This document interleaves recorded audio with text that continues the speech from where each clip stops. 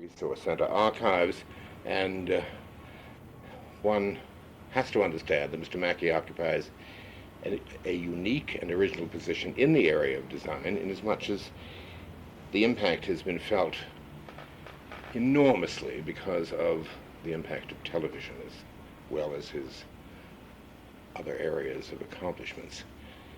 So take care when you type this up. You hear? Who are you? Who am I? Yes.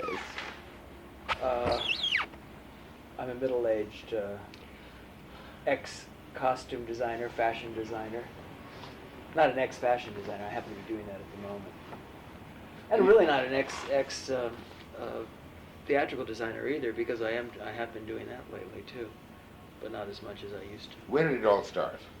Who were the parents and where were you born? Oh, I was born in California, in Southern California, and my parents were separated very early on. What was the level? What did your father do? Well, my father worked for the Bank of America doing things. He was hardly what you call the big banker. You know, he really did that after he got out of the war. Out of the war, the big war. Mm-hmm. You're talking about my war, World War II, I assume. World War II, Right. yes. And I was born just before the war, so I was one of those little babies that were at home and didn't know their father really until I was 6 years old. And your mother? Well, my mother worked around. She hated to work, so she did as little as possible. But during the war, she did. Were they Californians as well? My mother's California. My father's from Canada, and he went back to Canada to join the army when things weren't working out at home. Yes. The early childhood, were you there with other siblings?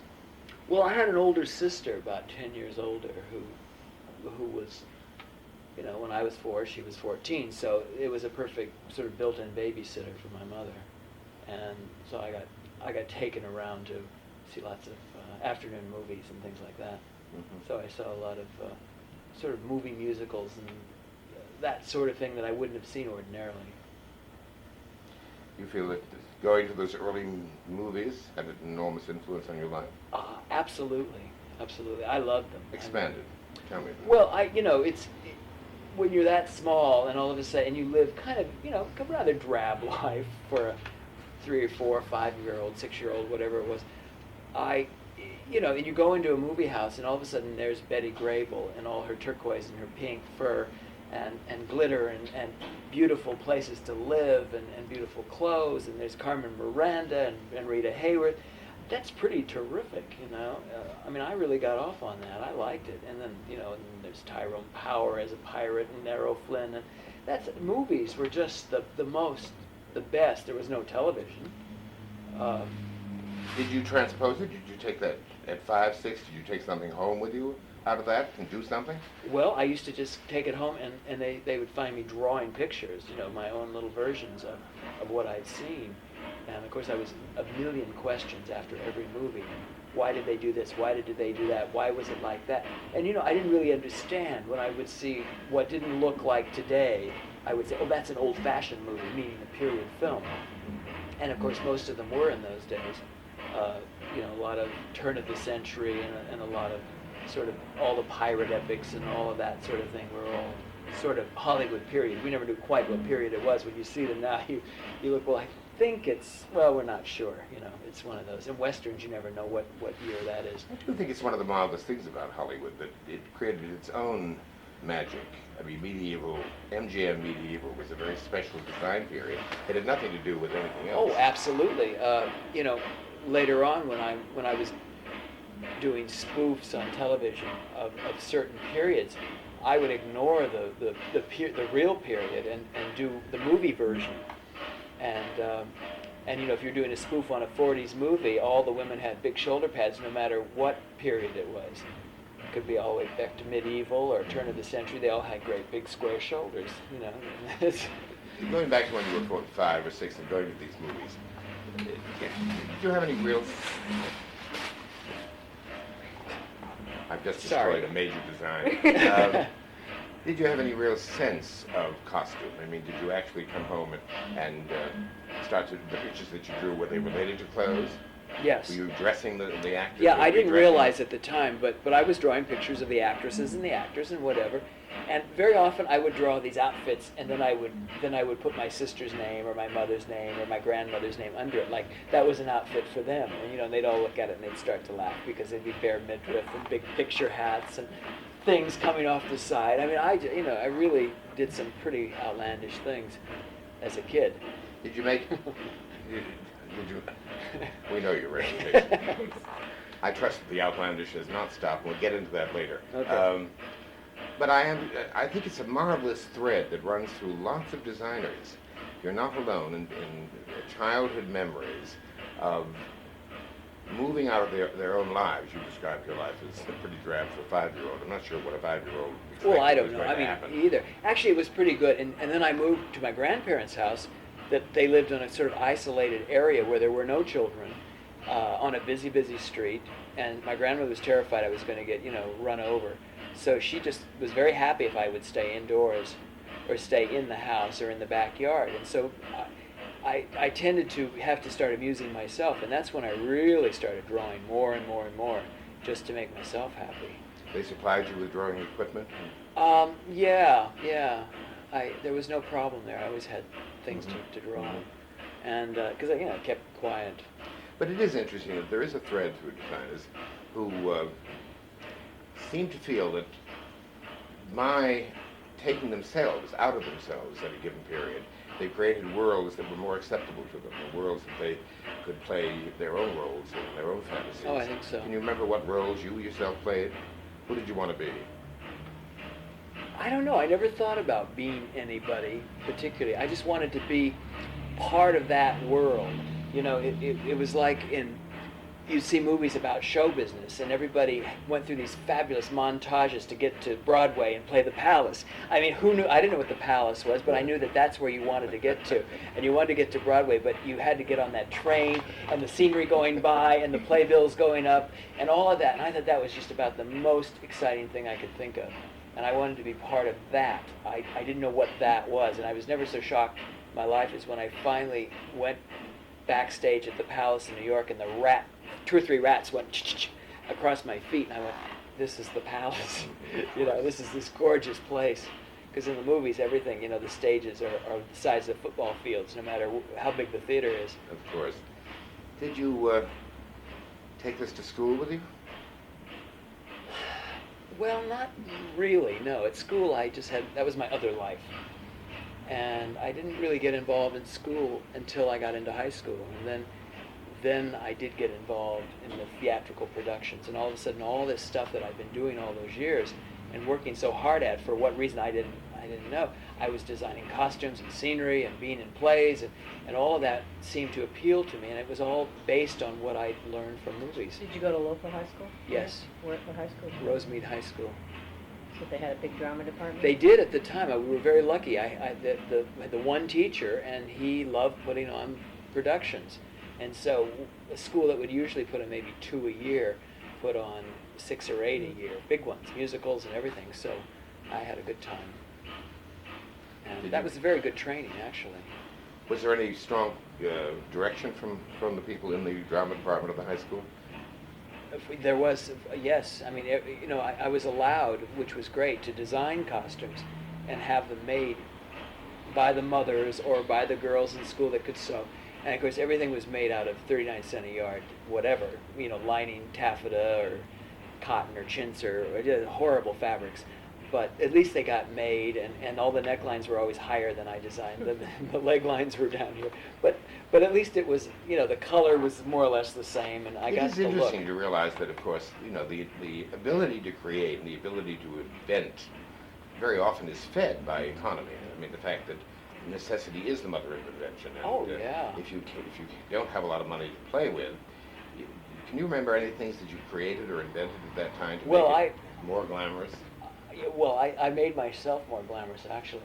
I was in this play, and I was supposed to have this very fancy Western outfit with glitter and things on it, and I didn't know quite what to do, so I took a pair of my old Levi's and and found a black shirt, and I dyed them black, and I had this black shirt, and I got all this drapery fringe and Coke bottle tops and sprayed them silver and put glitter on them, and then took the cork out and punched them through, so it was all like great big studs and fringe, and I mean, I was, you know, got myself a cheap black hat, and I was just gorgeous. And adorable, I'm sure. It was funny. I mean, we always did these very adult plays, you know, where we were playing, you know, gamblers and fabulous guys, and, you know, you're 14, 15, Yes. 16, you know, it's very funny. You see the pictures, it's hysterical. You have pictures. Some, yeah. Yeah, Yeah. that's nice. So many people go through that period of their life not assuming that anything should be saved, you know. Oh, I saved as much as I get my hands on. Good for you. And it's, you know, it's interesting to me. I don't think it's interesting to anybody else. But It may be sometimes. Well, yeah, it's a little embarrassing. And you go on to college, you know? Yeah, I did a couple of years of college, and then I went to Chenard Art Institute, which is no longer here, for a couple of years. Mm-hmm. At that time, it had a rather good reputation, I think. didn't It had a wonderful rep. It did all the way through until Disney sort of took it and destroyed it, and made it into something else. You know, that isn't the same What did anymore. Disney do? Well, Disney gave the school a lot of money over the years, and then after he went, the school had charge of the studio had charge of the school, and they turned it into a school called Cal Arts, and the whole spirit kind of changed, and it just wasn't as interesting. And they also took out the costume design department. They just disbanded it completely. Nobody needed to have that anymore. So that's really the last school of its kind, because they really offered a class called costume design. And we had people like Edith Head and Howard Shoup, and all the designers would come and do little 2 or 3 week classes, and it was great. It was great fun. You got a lot of gossip. I like that part of it. Yeah. I love that idea. It is interesting, for instance, in the New York theater, that the lowest in the hierarchy of the crafts is costume design, in terms of the way the unions set themselves up. Yeah. Yeah. Why is that? Do you know? I don't know why that is. I think probably it's the way it starts out. I mean, I know television started out that way. They didn't even acknowledge that there was anybody designing costumes on television for the longest time, because in the beginning nobody did. Somebody had to design the scenery. They had to bring it in and design it. But you could go out and buy a dress, or the actress could bring it from home. I have a feeling that that's how it started. And everybody used to have to supply their own Yeah. stuff. So it wasn't an important thing, you know, as long as they had somebody there to press it for them. I remember talking to Gloria Swanson at a dinner party, and she explained that the first work that she got had nothing to do with her acting ability, but she had a large wardrobe. I'm And sure. She said that once the word got out that she had a large wardrobe, her phone rang all the time. And, you know, she could get work all the time. Well, that's really true. You know, it's like in those days, you know, way back in movies, your acting ability wasn't so important. It's just how you looked more than anything, and if you could ride a horse or do whatever it needed to be done. And then eventually, the actresses became famous, and they would go to Paris and whatever, and bring back Poirets and Chanel's and whatever they bought, and they'd wear those in films. And then the studio started bringing them in, and then eventually they hired designers to do it, or they brought designers from the New York theater, where they had established designers. But you know, all things start that way. You know. Have you been asked to do a film lately? I did Brooke Shields' clothes for Brenda Starr, the comic strip movie, and I don't know how good that's going to be, but I hope it'll be good. She certainly is beautiful. That she is. Yeah, big and gorgeous. Yeah, she's a nice girl too. She's nice. You can't, Yeah. you know, she is the sweetest, loveliest Yeah, girl. you can't fault her. I mean, if she wasn't, she wouldn't have lasted Mhm. as long as she has, although she's only 21. It seems like she's been around forever. She's had a 10-year career. which Yeah, is I mean, pretty you know, amazing. how many magazine covers can you have by the time you're 21? It's amazing. Can we just trace one simple thing? Let's pick it up from Brenda Starr. Okay, the phone rings. Somebody says, "Will you do the clothes for Brenda Starr?" You come to an agreement. Then what happens? Well, usually you have a meeting with the producer or the director, depending on. I had a meeting with Brooke's mother, which is like a producer. Is she producing it? She produced Brooke and the movie, more or less. Well, she manages Brooke and everything. She manages it, and it was her idea to do it, and she got the whole thing together. And she'd been wanting to do Brenda for Brooke because she felt that it was a perfect vehicle for her, which it is if it's done right. And certainly she looks like Brenda Starr, you know. Now she even had the red hair in the film. So, so I had a meeting with her, and there was no script, and so there was nothing I could do. I was just sort of waiting around until there was a script. And once you get a script, and you have a direction you're going in, and what did she say at the meeting? In other words, you had a meeting. Well, it's a point of view. You know, you talk about point of views and what you think the film should be and how Brenda should look. Since I was only doing The Stars Close, I felt that she should look just like she looks in the comic strip. She should be. It takes place in 1947, and I had mentioned, you know, I said, well, what if she starts out in wartime 40s, and she is going to Paris. She doesn't go to Paris now, but at that time she was, and she could all of a sudden turn up in the new look, and that would give us something to talk about and also sort of make the period more interesting. Well, by the end of the script, she goes to Mexico City, but she still buys the new look in a store, and it says new look in Spanish, which is kind of funny, and comes out with the nipped-in waist and the big bouffant skirts and no shoulder pads, and which is a wonderful silhouette for her. She's got big shoulders. Well, she has one little waist, and she looks great. Yeah. And then what happens? Then what happens? Well, you talk about it a lot, and then you go home and you design and sketch and design. What's the nature of the talk? Well, it was, in this particular case, usually you have long talks with the director because he's really the boss. In this case, the director was hired almost after I was hired. So I had a meeting with him before, but everything had sort of been settled, and a direction was to talk, you know, we discussed it, and that was all. It's a direction usually. And then you put it on paper and you show it and you hope everybody likes it. Fortunately, I didn't change a thing. But that isn't always that way. When I did Pennies from Heaven with Herbert Ross, which was quite an interesting film, not a successful film, but design-wise. Did you do all the costumes for that, or Yeah. just the Bernadette? No, all the costumes, everybody. And that film has sort of a black, realistic kind of part, and then it has a movie, the movie musical of the 30s from their imagination, that sort of thing. So it's like doing stark realism and movie magic over here. So it's like doing two films at one time with the same actors. And I must have designed that movie at least a dozen times before everyone was happy and made up their mind. Was Ross difficult? Well, Herbert changes his mind. Let's put it that way. So, you know, after you've designed it all and it's just what everybody wanted, then he said, "Well, I was thinking maybe we should do this." You know, and you're ready to kill yourself. But I think the film looked very good. I thought it looked marvelous, as a matter of fact. My feeling about the film is that it'll have another life. Oh, I think so. Everybody seems to think that. I think it will. Yeah. There's a cult element to it, and there are moments in the film that are extraordinary. Yeah. You know, and that it just can't disappear. Well, I think what happened and what worked against it was the fact that everyone was expecting something different from Well, Steve Martin, and if that's what they had They expected had from him, Steve it would have Martin, been an and enormous also they hit. publicized it as, now you're going to see an MGM musical like we Right. used to know and all that. Why would they do that?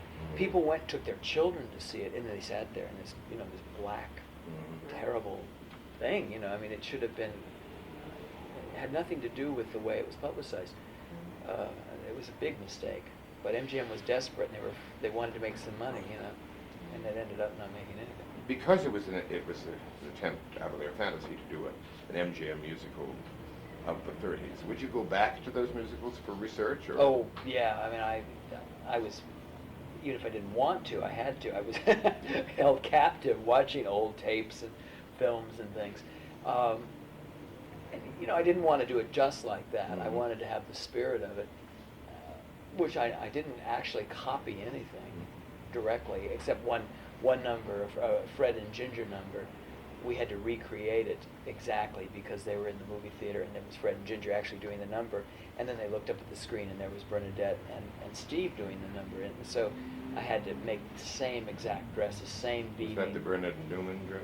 I don't know who designed that. Yeah, I can't remember. And an interesting thing about that dress, it's the sort of, it wasn't really bias cut, it was cut flared and it was all bugle beaded. And it had a big fur collar on it, and fur cuffs, which flipped around when she danced, and we had to get it just exactly the same size. It was the hardest thing I made in the whole film, really, was copying that dress. And I didn't know what color it was, and nobody knew what color to do it, and it was all, because we see it. Daniel, did we ever see that dress in color in the film ever? Never. Never. Oh, Bernadette? Yeah. Yes. You did see it in, Yeah. we did see it in color, that's right. I couldn't, for a minute, because I got so used to seeing it that I couldn't remember. You did. You never saw her in No, color? 'cause they just did it all black and white. Oh, well, we weren't They did. sure. At the time when I was doing it, though, nobody knew if she was going to come out of the black and white and be color or not. So I was trying to figure out what color it was. And it looked to me like it was gold with red fox. I mean, that just seemed, when I watched that movie, that's what I thought it was. So that's what I did it. And it came out the same, the same value of gray. And I had my beater from upstairs, this nice, sweet little Mexican lady who's just been beading all her life, sitting on the set. So if there was any damage to the dress while you're working, she'd just take the dress and put the beads on right there. And I was saying, I wonder what color that dress really was. And here I'd been working on it for months and months and months, and she looked at me, she said, oh, it was sort of powder blue. I said, what? She says, yeah, I worked on that dress when I was in high school, and I used to work down at Getson's Embroiderers downtown, and they did all the studio beading. And I said, and you never told me? She says, I didn't know you wanted to know. And she had worked on the actual dress, and here she was, sitting there sewing the beads on our recreation of it. But the values came out pretty much the same. Oh yeah, it was fine, but there was no way to find it. I guess I could have called Ginger and asked her, but I didn't want to get into that. She had probably sued us or something. Did Bernadette have any input as to what she was going to wear? Oh, always. Yeah, always. Although I've known her forever and ever, and I kind of know, what she likes and what's good on her and what isn't good on her, and I think she's very trusting. Is she knowledgeable? Very knowledgeable, yeah. Because it helps if the person really knows rather than somebody who just thinks they do. Well, she's learned. She was burned many times by other designers, and seen herself not looking very good at times. And I think that you eventually learn. And she's very sweet and lovely, but she's very strong about yes, no, I don't think this is quite right. And her fittings last longer than anyone's. She'll just keep plugging in there until she gets it exactly the way she wants, or that she thinks it's right on her. And I like her for that. Sometimes you're tired and you're in a hurry, and then later on you wish you'd spent a little more time on the neckline or the sleeve or whatever. And Bernadette's fabulous about that, and she's learned what is good on her. She really has. Let's go back, because we jumped into Yes, right, I'm this sorry. particular one. That's all right. No, it's, all this gets straightened out by the time we type it and Okay. restructure it. It'll have its own sequence. You're in college, you go to the art school, you get out of the art school, then what happens? I mean, one of the things that people are always curious about is that strange step between theory and the practical business of having a job. Well, yeah, I was, kind of, for that moment at school, I was kind of a star. I went to Chouinard on a scholarship, and I'd already done 2 years of college, and they, of course, didn't think that 2 years would count as 2 years. So they gave me 1 year's credit and said, you have to do 3 more years. And it was free, so I thought, well, okay. But after 2 years of being in school, I was doing all the contests and all the whatever that they do, to get you going in those kind of schools, and won this and won that. And I went back the 3rd year, and the teachers were saying, now we're going to work on the Capizzo shoe contest, and the this and the that, and and I'd already sort of won them all, and I thought, well, this is silly. I mean, here I am, I'm getting old. I was 21 or 2 or something. I said, I got to get out of here. This is crazy. And so I left the first week of my third year. I took off and said, I've got to work. And I had a good portfolio, and I just started going to the studios. Well, it took a good 6 months before anybody hired me, because you don't get a job unless somebody, dies or has pneumonia or something, leaves town. So everybody knew who I was and knew what I could do, but you never trust anybody new unless you have to, unless you're really in a corner. And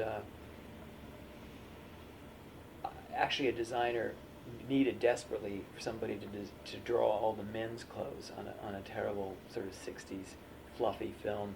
It was Charles Boyer and Glenn Ford. How's that for a couple names out of the past? And they were at the end kind of then of their careers as far as being superstars. And here I'd drawn all these glamorous women in school and all this thing, and I had to go in there and draw pictures of Glenn Ford in his Levi's and T-shirts and Charles Boyer in his three-piece suits for 3 weeks straight. You weren't designing them. No. I was strictly a sketch artist. Just doing what the designer told me and drawing it up very pretty and making it look exactly like them. One of my worst experiences was drawing Jerry Lewis for a month. That was not fun. I find watching Jerry Lewis for 10 minutes a pretty bad experience. Well, so he was never one of my favorites, and I didn't learn to love him any better then. Anyway, that's beside the point. Well, what they had done is they rented an office at Paramount for this little independent movie they were filming in Europe, and they were doing the clothes at Western Costume, and Frank Thompson had this little office there, and I was working for him. It was my first job, and I was doing my work very nicely and everything. And then he was going to draw all of the female stars, Hope Lang's clothes. Anyway, he never quite got around to it, so he said, "Well, would you do it for me?" So I was doing that. And Edith would come in and just visit and say, "Hi, how you doing?" and this and that. And I'd seen her before, but interviewed with her, but never a job. And from seeing what I did on that, she later hired me to do, whenever she had something kind of jazzy to do that her regular, lady who was kind of did little suits with fur cuffs did for her, she would bring me in. And working for Edith was great fun because Edith was a real executive. She didn't really design anything. She just sort of was Edith Head and had, 5 or 6 movies going at once. You couldn't design them all anyway. And as somebody said, one thing about Edith, even though she had all those designers, by the time she got through with it and they made it at Paramount, she fitted it, it all looked like she'd done it anyway. So that's, the way it was. Why did she associate you with jazzy clothes? Well, because she saw me doing some stuff for Frank like that, and she looked at my portfolio, and the lady that had worked for her for 30 years or something just didn't do that kind of thing, didn't know how to make high fashion or really, it was either one or the other. They kept thinking of me, it's a terrible thing to get started. I could do the showgirls and the strippers and all of that, and then I could also do the really high fashion extreme stuff. It was supposed to be a Paris fashion show. The other lady was stuck back in the sort of early 40s somewhere. And, and I was young and I wanted to do things and I was excited about it. And so, it was good. It was nice. Anyway, I started working for Edith. I worked for Jean-Louis and did the last Marilyn Monroe film. And of course, when I was working for him, she died. And that was kind of like a big shock to, one of your goddesses is not there all of a sudden, just finally getting my foot into this business and one of the best ones are gone. I think any of these people that go test our awareness of our own mortality, because we invest so much in them emotionally. Oh, yeah. They're so perfect and they're so, they're larger than life. That if they can go, God knows, so can we. Well, it was a terrible thing. It was awful, and also all the studios, Fox closed down for a while, and it was like everything was changing. All this sort of fabulous, stuff that I wanted to get involved in was all like changing at that point in the early 60s. The whole studio system was changing. Edith was very nervous, and eventually she did leave Paramount, and they took her over to Universal, and she stayed there for a while, but the rest of her life, actually. But it was tough. You know, there were times when she'd come in and she'd say, "Look busy," so they wouldn't let me go, because there was the boss that sort of ran the whole thing, who had, you know, originally hired her when she was starting out. He was still there when I was there, Frank Richardson, and she'd come in and she'd say, "Okay, look busy, look like you're working, don't look like you're just sitting around." And I'd just sit and draw, you know, imaginary dresses just to look busy. You know, when she was in between or didn't have the information, or they hadn't hired the actress or whatever, and he never quite knew what was going on. But if I wasn't doing anything, she... Yes, even an idiot can recognize that you're not doing anything. Yeah, so I'd sit there and just make fantasy. That may have helped you later. Well, it may have, I don't know. Practice. I love Lots working. of practice. I love working at Paramount with Edith better than I like working for other people, because she let me design, and she would take me onto the set and take me around with her and introduce me to people, and that was, I thought, very generous and nice of her to do that. Did she give you credit? Oh no, you only go so far. But she introduced me as her assistant, which was very nice. You know, I mean, I worked for people that I was locked in a closet, literally drawing, you know, and I had to go out the back door, and nobody ever knew that I was even there. Who was that? Oh, I won't say. Oh, okay. Some of us are still alive, you know. Okay, fair enough. We must respect your diplomacy. All right, you are Edith's head assistant. Then where do you go? Well, I was thinking, well, I should stay here, and I would get with Edith. I was the extra person, so I'd get laid off for a month and go to the beach for a month, and then look for a job, and then I'd be hired back, and then Jean-Louis would call me, and I was sort of going back and forth between the two for a while, and he was doing all those Doris Day and you know, all those sort of fluffy movies of the early 60s they were all the same movie, and they all had the same title. Love was in every title. And Same clothes, too. same clothes, same everything. And I got real good at drawing beaded dresses and little pastel wool suits with fur trim. That was kind of, it was either or. I love the big belts and the flared skirts. Yeah, well, at that time, it was like early 60s, and it was all very Jackie Kennedy. Even poor Marilyn Monroe had a Jackie Kennedy suit in that one movie. She didn't understand it at all. That was odd. And also, he was doing Doris Day, and Jean was funny. He was really Mr. Glamour. I mean, he didn't know how to do anything except just beautiful clothes. And Doris Day was playing a housewife that didn't really have that much money, and Doris was kind of a sporty girl, and he kept drawing these little shirt maker dresses for me to put on her, and she kept saying, "I've drawn her, and she's not gonna like this," and he'd take them, and she wouldn't like them. And finally, I said, "Why don't you put a pair of jeans on, Levi's, and a Brooks Brothers shirt, because that's the way she would want to look back then." You know, just open and loose and roll up the sleeves and little flats. And he did, and she, you know, bought it like that, because he had no idea what anybody wore except very sort of wealthy women that he knew in Beverly Hills, and, you know, movie ladies from the 40s and 30s, well, he started in the 40s at Columbia, didn't wear things like that. You know, you just didn't. They weren't allowed.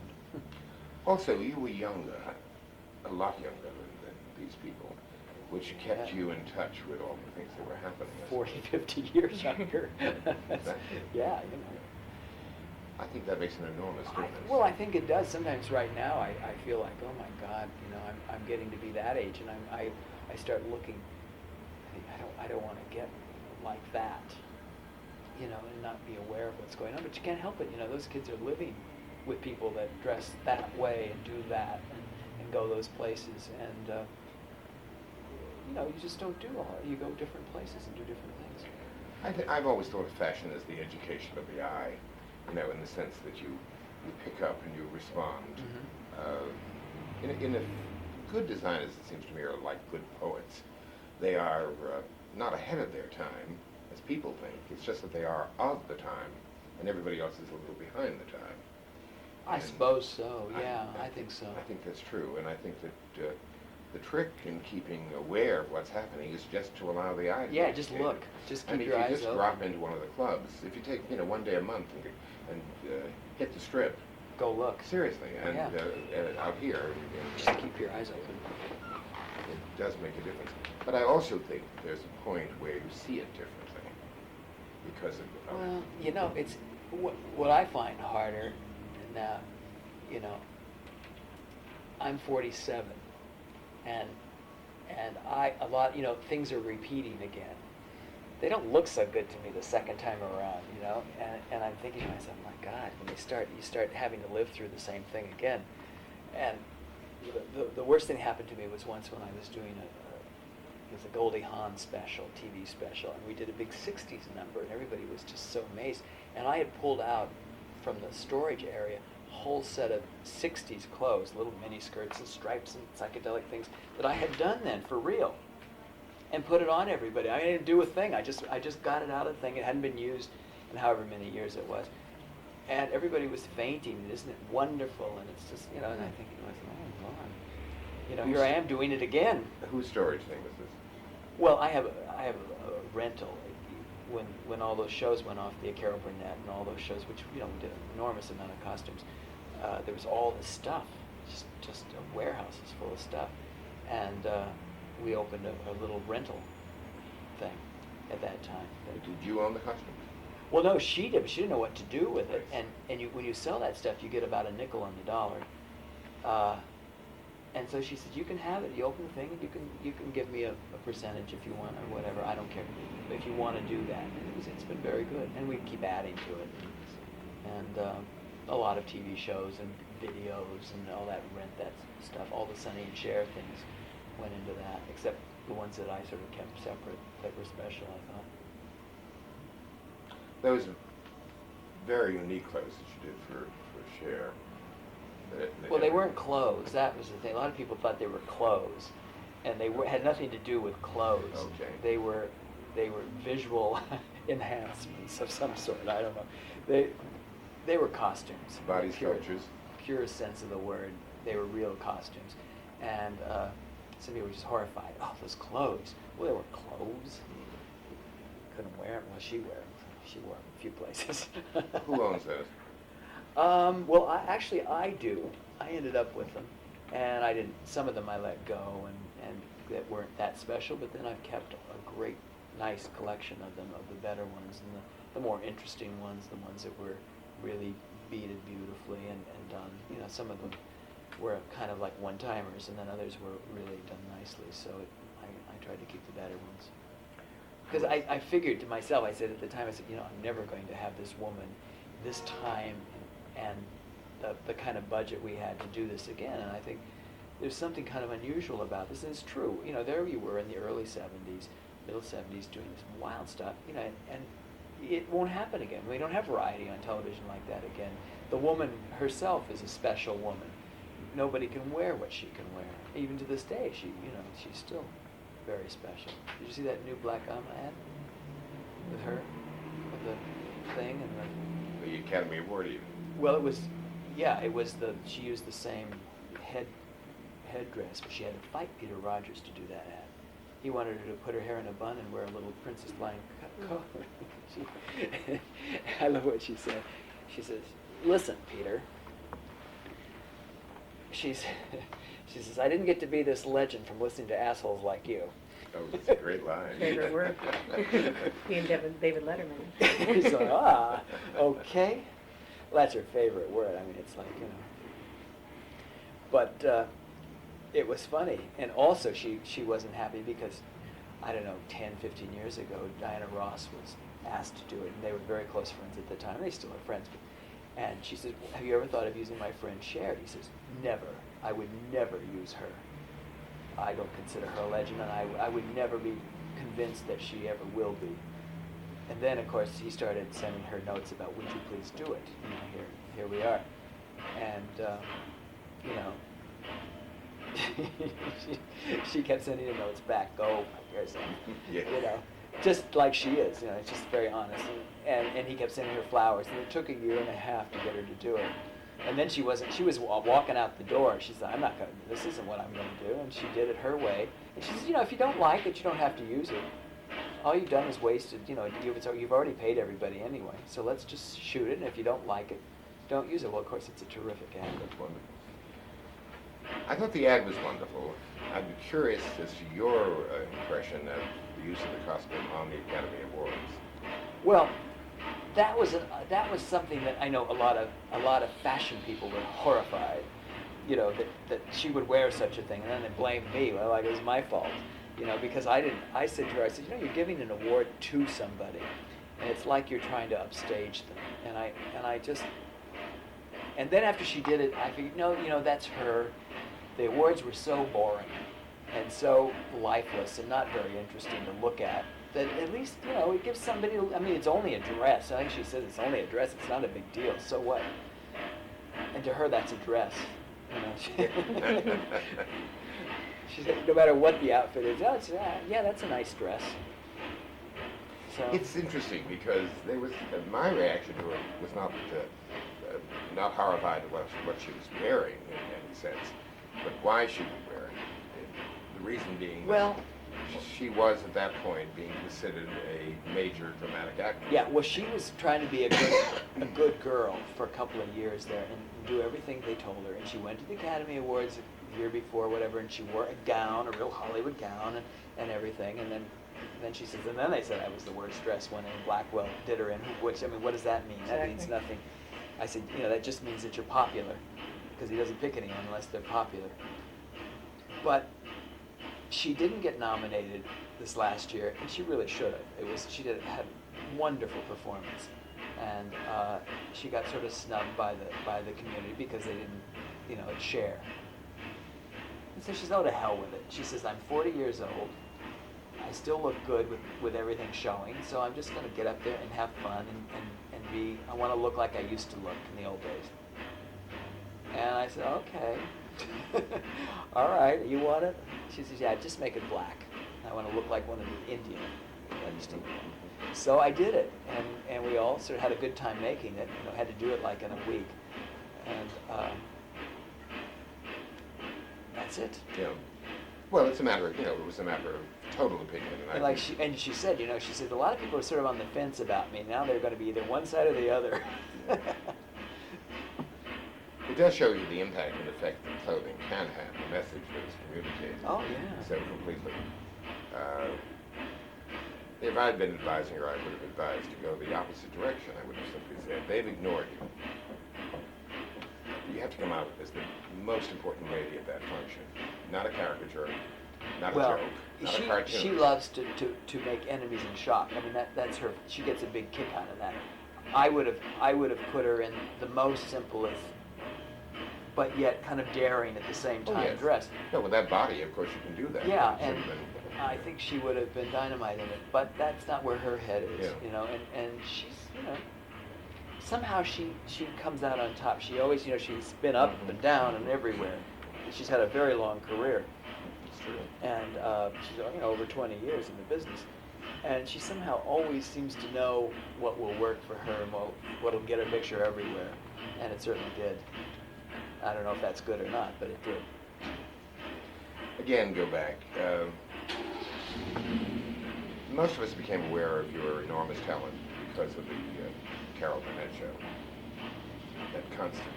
Well, yeah, I think a lot of people did. A lot of people didn't pay any attention until you know, Miss Naval started showing. But I feel like probably my best work was done on that show. Satirical work. I did a lot of, you know, and a lot of people think that I just did her opening dress, which, you know, was the least of the work. She never looked better. She has never looked better than when you dressed her. Well, she looked a lot of ways. We started off, you know, in 68, 67, she was wearing little tiny mini skirts and flat shoes and spiky, you know, like Twiggy wore. Her hair was about that long and bright orange. And she went from that to being a whole nother kind of woman who was in those days, she was very insecure about really getting all dressed up. she was insecure about herself as an attractive woman. She didn't feel she was, and so if you put a pretty dress on her, she'd be fine for a minute, and then she would fall on the floor or something. You know, she'd do something to make it, or cross her eyes or whatever, because just out of insecurity, really. The defensive comedy act.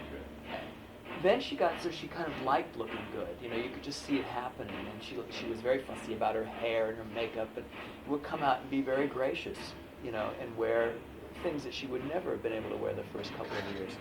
So that was interesting to see her mature and become more secure with herself. And she would become a very big star, big television star, and very important. Today she's still important.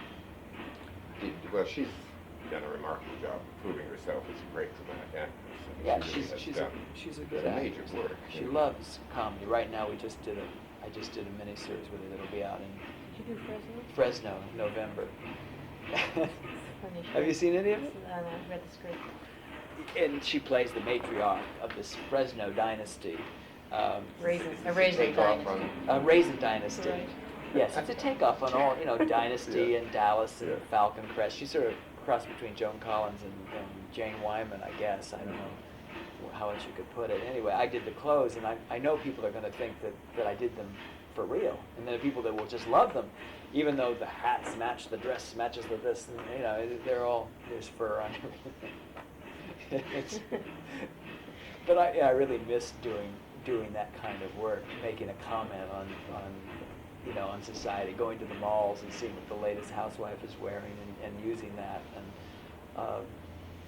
there's a lot of good things going on out How there. far do you extend satire, in other words? You can't extend it too far. If you extend it too far, then nobody can identify with it.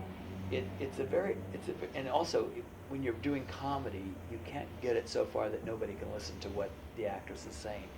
So it's one of those things you do it, and it will look right.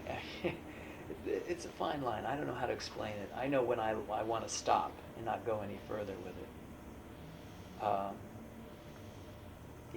It's real hard sometimes, and because I have friends that do the same kind of work, and sometimes I think they go too far with it, and then it doesn't.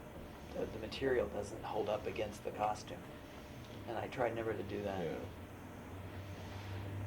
Yeah. As we were talking, I flashed in my head the one image that I shall never, ever forget. I bet I know what you're going to say. I know you know. I mean, I'm sure everybody must react the same way. I fell off a couch. I mean, literally fell off a couch.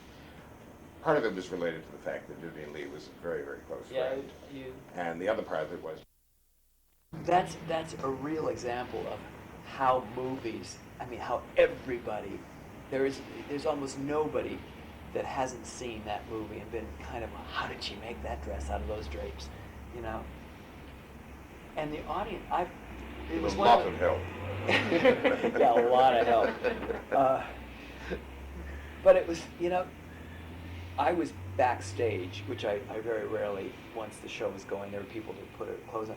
But it was one of those outfits that had to be put on her instantaneously, and she came back within like 30 seconds, all done in this thing. And her wardrobe lady was only about that tall, little tiny lady, and I had to get the thing. So I went back there to make sure she got it all on right. And behind the set, up the top of the stairs, when she walked out, I've never heard that audience scream as loud as they screamed at that moment. It was the most exciting thing. It was just like someone pressed a button. It was like a laugh machine. When you hear this, it just came out of nowhere. It was the most amazing thing, and everybody talks about that. Do you remember the process, how you came to the conclusion of doing that? Well, when I first read it, I just read it, and I went, oh, I got to make one of those curtain dresses. Yeah, shit.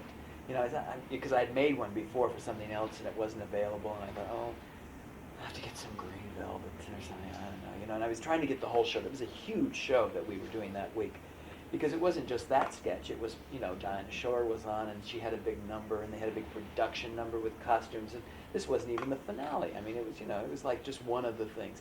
And then Scarlett had to have a dress. Well, which dress should I take for Scarlett to wear for the most of it? Well, it should be the dress that she wears that gets older and older. Yeah, but she didn't have the hoop. Well, should I put the hoop in? Well, she should have the hoop because it'd be funnier if she has the hoop. Even though by that time in the real movie she had lost that. So and I made it, and I had to age that down and everything. And at the last minute, I think, we're going to this isn't working. It's got to get a laugh. And then it just came, you know. I mean, there was no great intellectual whatever. I told my assistant, go get me those big curtain ones, and I want those big thin ones on the end. And we just made, and everybody thought I was crazy. Well, you have to make a dress. That's not a dress. I said, just never mind, it'll work. And it did. It was one of those just incredible, you know. I'll It was tell just you the fact that there wasn't anybody that didn't get it. That's I'll what share was so something fun. with you that you're probably totally unaware of. There is, in Westchester County, a very good psychiatric clinic that is supported by private funds, but it's for the adolescents, and adolescents who have been suicidal adolescents that are schizophrenic and so forth. And I was asked to go and talk to them about Hollywood, because I had some slides that I wanted to show them, only to discover that they have that show on tape, and they use that show over and over again, because whenever they show it, the patients roar with laughter. They can take the most depressed person and place them in front of that television set, and they respond. So it's a fascinating thing when you think that, something that was designed, when you say there's no big intellectualization of it, but at the same time, the ripples of that kind of thing are quite extraordinary. Yeah, it must be, because I have never, people say, oh, there's one costume that, and you just sit, I know which one. And it's always that one, and I mean. Is there one that 11 years of doing those shows, it's a lot of funny outfits. Do you have the tapes? I don't have tapes of all the shows, no. There's just no way, to have them all. I always feel like, well, they're there. I know Joe Hamilton has them all, Carol has them all, everybody has them, but I know one day I'll wish I had them in my hand, and I don't. I have odd numbers and things, but I don't have that tape, I don't think. You gotta get it. Yeah, I really should. It's one of those kind of. But besides that one outfit, though, the whole sketch was funny. Okay. Vicki no. Lawrence was hysterical as Prissy. Yes. And everybody was working. The only one that wasn't really right, yet she kind of worked, was Dinah Shore. Because she wasn't really Melanie. Anyway. Dinah's just Dinah. Dinah had her blonde hair. Couldn't change that. Selling that chicken now. And it's probably the only reason we did it. They said, oh, Dinah's Southern. What can we do that's Southern? And that's how the whole thing happened. It's amazing when you think of how the Why associations work and why things happen. Yeah. In the 11 years, is there 1, 2, 3, 4, 10 that you could pick out in your own head that you think were wonderful? I've forgotten so many of them, and then somebody will say, remind me of them. That one I remember very well.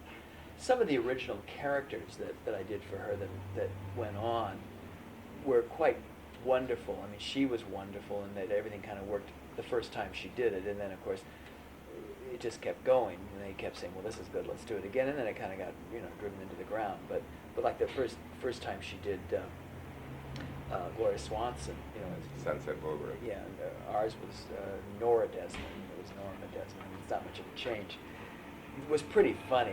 Carol was just off the wall, and just a wild Yes, woman. of course.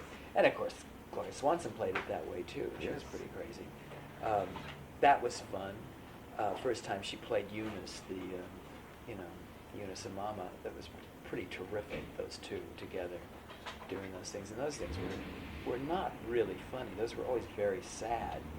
You'd laugh at it, but then you go, oh God, those poor people. Yeah, there was a Chaplin-esque quality to Oh, it, I thought. it was something really, and poor Eunice always got the raw end of it all, and she was such an awful person. Carol loved playing her. Just got so much out of her that she could never be in real life. She really Wonderful. enjoyed those kinds of things. She just could be somebody that she was afraid to be. It was interesting. She could scream and yell and be horrible. You What's did the a house wonderful for it? Mildred Pierce. Well, that we did Mildred Fierce. Yes, which is fabulous. And I had special made, they bought me special eyebrows made out of real hair. Yeah, The so wig lady incredible. made them for me. And we glued them on. Carol said, oh God, it's ugly. She would do anything. Carol would absolutely do anything. I could, if I told her, to black out all her teeth, she would say, oh, okay, if you think it'll work. Mhm. And I almost have many times, terrible things to her. We get in the makeup room, and she would never spend more than 10 minutes getting ready for any character. So it was always had to be just, you had to know exactly what you were doing and what to do. Has she ever asked you to do anything for her personal wardrobe? Oh yeah, sure. All the time. I still do things for her. Do you? Yeah. So I was the guest of honor at a Robinson's charity evening, and she and somebody showed up. Somebody sang. No, it was an auction. It Oh, was a an auction. celebrity Oh, I auction, see. and I was the auctioneer, and it was a whole big number. And it was interesting because she came in a coat that would have made Andy Hardy's aunt happy. I mean, it was a funny little cloth coat. Oh, she- Tiny little fur collar, clutching it. It's not mine. And I thought, I knew it wasn't yours. That's the reason I asked the question. Had you done any? No, Carol, clothes are not the most important thing in her life. And, Does she think she's unattractive? oh, I think there was a time when she did. I mean, she knows that she's not the most raving beauty in the world. She knows that, she's past 50, and she likes the idea now that she's playing character parts. I mean, that makes her very happy because she feels secure there. And we laugh. I said, "Oh, you're very Edna May Oliver today." Yes. And she is. And even in Fresno, this thing she's playing. I mean, you look at those pictures, and oh God, it's Edna May Oliver, which is okay. Nothing wrong with that. That's great. Interesting comment that you made before that I hadn't thought of, and that there are people who look at your clothes done for these television They think that. and think they are real wardrobe. I mean, real clothes. Well, especially when they come close, like Fresno comes dangerously close to fashion, and dangerously well. I mean, you look at Dynasty and those especially Dynasty.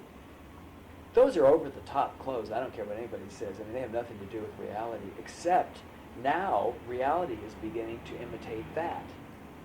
Since that show went on the air, those of us that sell on 7th Avenue sell a lot more cocktail dresses and cocktail suits and fur trim stuff and all that. All that's very popular. So you think, well, why is that? Well, of course, and it isn't just the common folk. When I say the common folk, I say the middle class that look at it. I was in Palm Beach in this very palatial mansion, sitting there with the lady that owns it and her husband and their guests and whatever, and I was down there doing a fashion show thing, trunk show, whatever, and I was their guest that night, and I sat there and they were sitting there discussing Dynasty, and my husband goes, I don't want to watch that bullshit. Rah, rah, rah, rah, rah. Oh, did you see that she wore this and she's going to get married and here that they're over here imitating the rich, and the rich are there watching them and trying to do the same thing, and there's just this big vicious circle, wanting to look the same, and Yeah, you don't know where it starts and yeah. stops. It's I also it's the think strangest thing. that it gave release to the rich. There's To been be a whole rich. period. Yeah. Yeah, I think so. It's acceptable to be rich Yeah. because of those shows. Rich and tasteless. Yes. Well, of course. Taste free. Have you ever worked with a star that went out and bought clothes and you were blamed for them? Well, I mean, it happens all the time. I mean, always when you don't want to be. I mean, somebody really looks great, nobody sees them. But you mean on a show or something? Not really. Yeah. Although sometimes, if I was doing a show and somebody was a guest on it, and they would come in the day of the show to sing their song, and they bring their own gown, and then at the end of the show, it'd have my name there, like I had done it. And so a couple of times I'm like, oh God, I hope nobody thinks I did that. But that happens, Sure. But it's gone, and another show comes on the next week, and people forget, hopefully. How did you get to Burnett? Actually, it was through Ernie Flatt, the choreographer on the show. I'd worked with him on the Judy Garland show. I was the assistant designer on that show. And I'd sort of worked on and off with him during, a few years after that. Who was the real? What? Who was the designer on the Judy Garland? Ray Agayan. And I was assisting him. And he had gone, after the Judy Garland show, he started doing Doris Day movies and all kinds of stuff like that. And I sort of inherited a lot of television because of that. It was very good. It was terrific for me. And that was in '63. By '64, the Beatles had arrived, and the Youthquake had started, and here I was, this sort of, long, blonde-haired, I looked like I was about 16, and I just got every job there was. Every time they needed something that looked modern, you better hire him because he's the only one that could possibly know because he's so young. And I was like telling people I was a couple of years younger than I was. Good for you. I should have kept it up. But it was funny. I mean, I was the hot designer on television in those days. I was doing movies and television, and one job after another. It was really fabulous for me. And I kind of felt sorry because there were people in their 30s and 40s that were good designers were not getting any jobs because of that. Did you do Missy Gaynor? Yes, Mitzi Gaynor was the first lady who really would trust me to do her specials and her nightclub act and whatever. And she's still doing that. She's still going out on the road doing an act with 12 boys. Did you do that show before you did the Hollywood thing in Las Vegas? Did you do Mitzi before you had done that big? Oh, sure. That was a monumental show you did. Yeah. No, Mitzi, I started Mitzi in '66, but I'd done a lot of specials and a lot of TV. I did the television version of Carousel and Brigadoon and Kismet. I did all that stuff. I was having, it was a wonderful time for me. I was, really enjoying it. And then Mitzi wanted me to do that. That was important, and she had a lot of very big specials during the '70s, TV specials, and Love Clothes. And actually, it was from Mitzi's act, Ernie Flatt was doing that act, and took Carol to see her act in Vegas. And it just happened that act, she did a lot of slapstick kind of comedy stuff along with the glamour, and he talked her to me. And she had a designer she was using, and she was kind of like not feeling secure about it. And so I ended up doing it for 11 years, 67 on. Were you very strong with her in terms of point of view? Yeah, I think so. She left it up to me, really. She didn't, once in a while she would call and discuss a character in a sketch or something, but most of the time she wouldn't even know what she was wearing until she came to the fitting. Because she said, I like what you do, and I know I can do what I do. But sometimes I would read a sketch, and I would say, it wouldn't tell you who that woman was or where she was coming from. So I would call Carol, and I would say, what do you think if we make her, West Side lady in New York, or this and that, and I described what I had in mind, and that would put her into a whole direction that because sometimes she didn't know where she was going either, and she was just sort of waiting to find something. And very often she said, I really didn't know what I was going to do till I put the clothes on, and then I knew. That's interesting. That's the first time I've ever heard that. Often. I mean, I've ever heard of the costume itself leading the direction of the performance.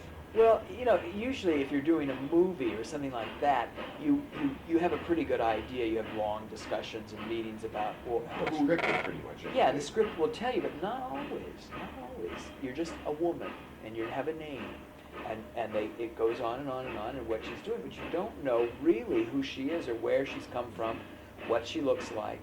I mean, there are writers that tell you every little detail. I mean, they'll even design the dress for you in the script, and you go, oh dear, But that's good. Then you know who you're working with. But sometimes you don't know, and often a writer doesn't really know how to verbalize who that person is and what their strata of life is and what they would be wearing.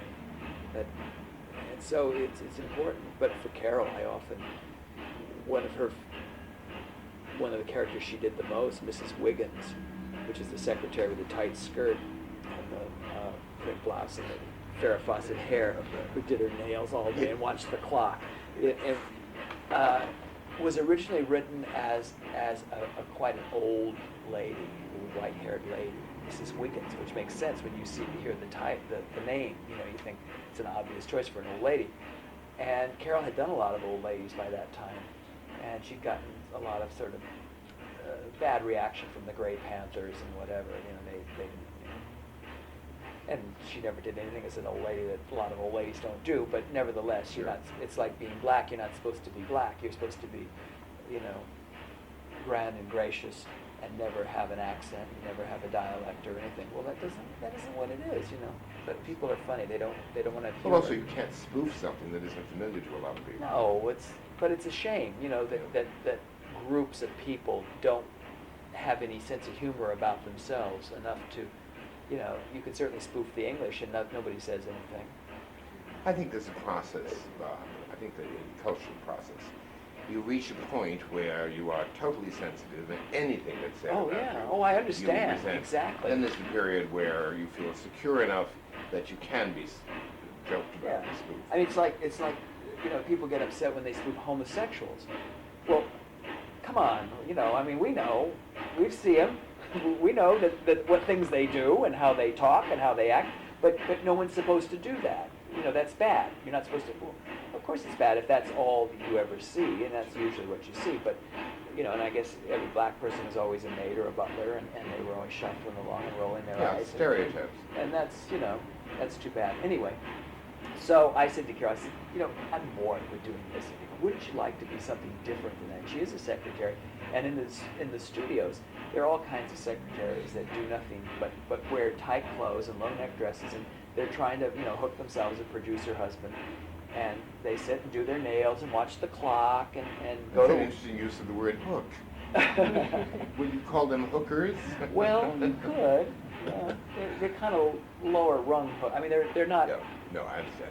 Anyway, she thought that was funny, and she thought, what a good idea, because she was kind of didn't know where to go with it either. Well, it ended up being a running character, and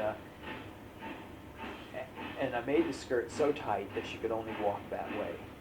So she stuck her rear end out, and she, you know, it was just right here, so she just sort of stepped Yeah. with her rear end going like It's that. hobble, you know, it's hobble And time. it worked. Yeah, you know, it just worked. Were there any other things like that? Oh, probably. Think about them. But that was based on real life, you know. It wasn't that exaggerated, basically. Do you still do Mitzi Gaynor's show, costumes for her show? Yeah, she tours with it. She still goes. She's still out there, ramping around the country. Big show. I do it every 2 years. We do a new show. Used to do it every year, but now she keeps it going for 2 years. And she's fabulous. I've watched her. Audiences adore her. They just love absolutely her. adore her. I've been doing her show, but hadn't really seen her show. Because she always took it out of town to do the first one, and I couldn't go and whatever. And I went up to Vancouver last year to see it, and the people go absolutely crazy for her. And she's a fabulous entertainer. And it's kind of like a big secret, really. I mean, her people know that, but America doesn't really know that. And I never felt that on television she really came off like she does in In person, yeah. because she's just will do anything on the stage, and they love it. They go crazy.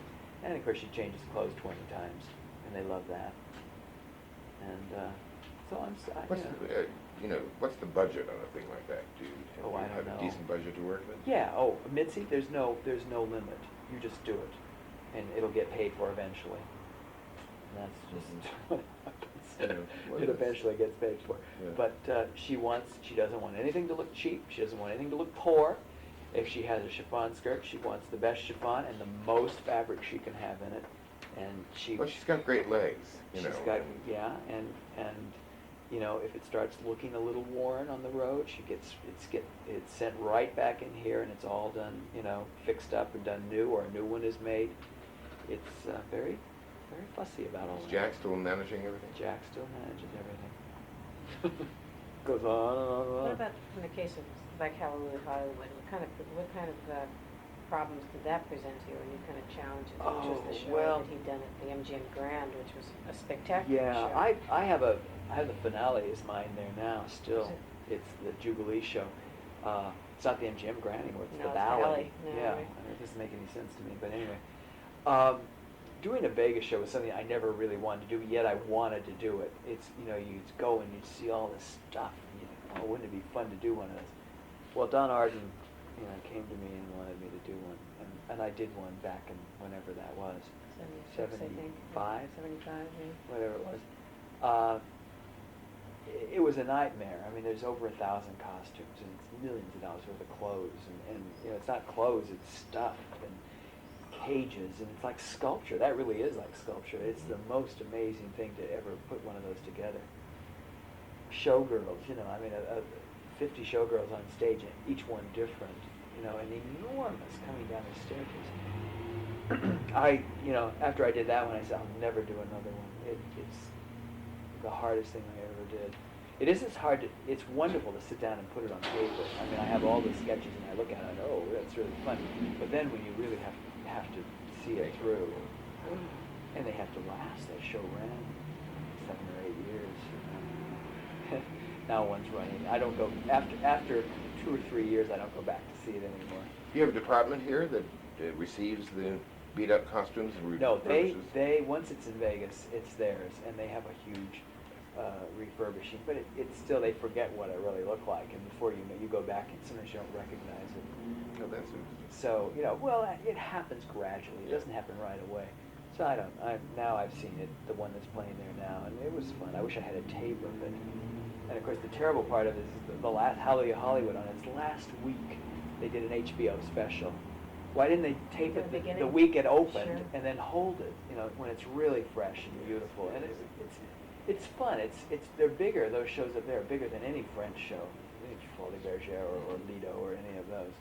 And it's the same kind of a show, but it's sort of Americanized version. But yours had a very different look. I thought, Did you? having Good, saw it, I thank did. you. I think it definitely looked like costumes and didn't look like cages, where everything else did look very much like these things, and these did look like costumes. They had I a tried very clothing hard. effect to them. I tried to give it, it was based on MGM. I tried to give it an MGM look. Right.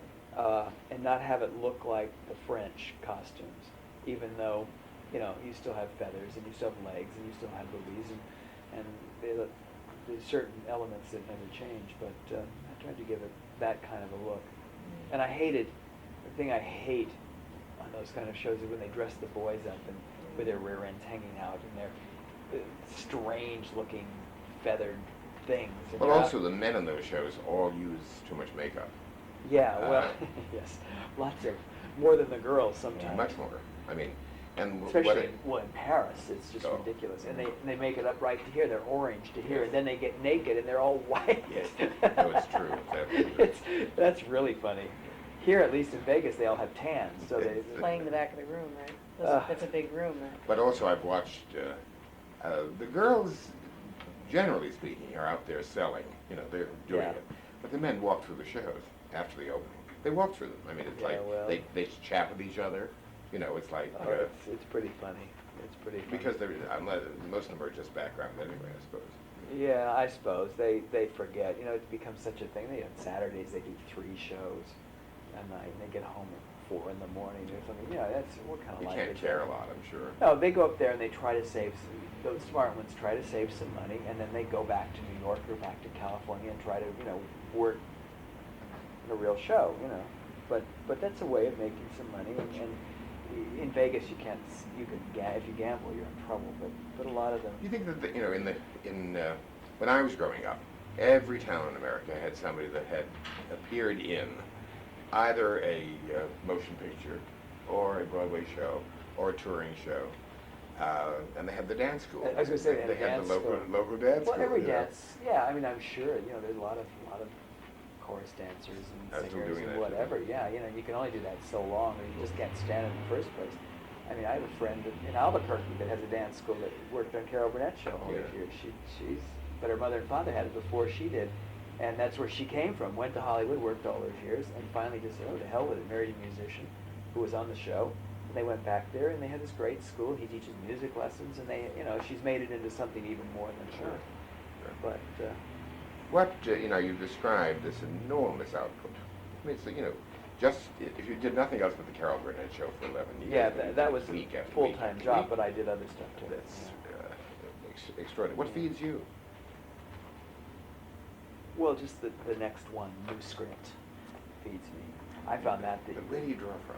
I mean, Well- do you look at fashion magazines? Oh, sure, everybody Yeah. look. I mean, yeah, I could say I never look at them. Of course I look at them. Mhm. And on that show, when you're doing a weekly television show, you could take a trend from the fashion world and use it in a production number. I mean, that was what was fun. Oh, what are they doing now? Okay, oh, good, I'll take that and really run with it. As a fashion designer, that's harder to do because then you're copying somebody. So you sort of have to do your own little thing and sell clothes. Do you feel you're more limited as a fashion designer than you are Oh, as sure. in your costumes? Oh, sure. Well, you're limited and you aren't limited.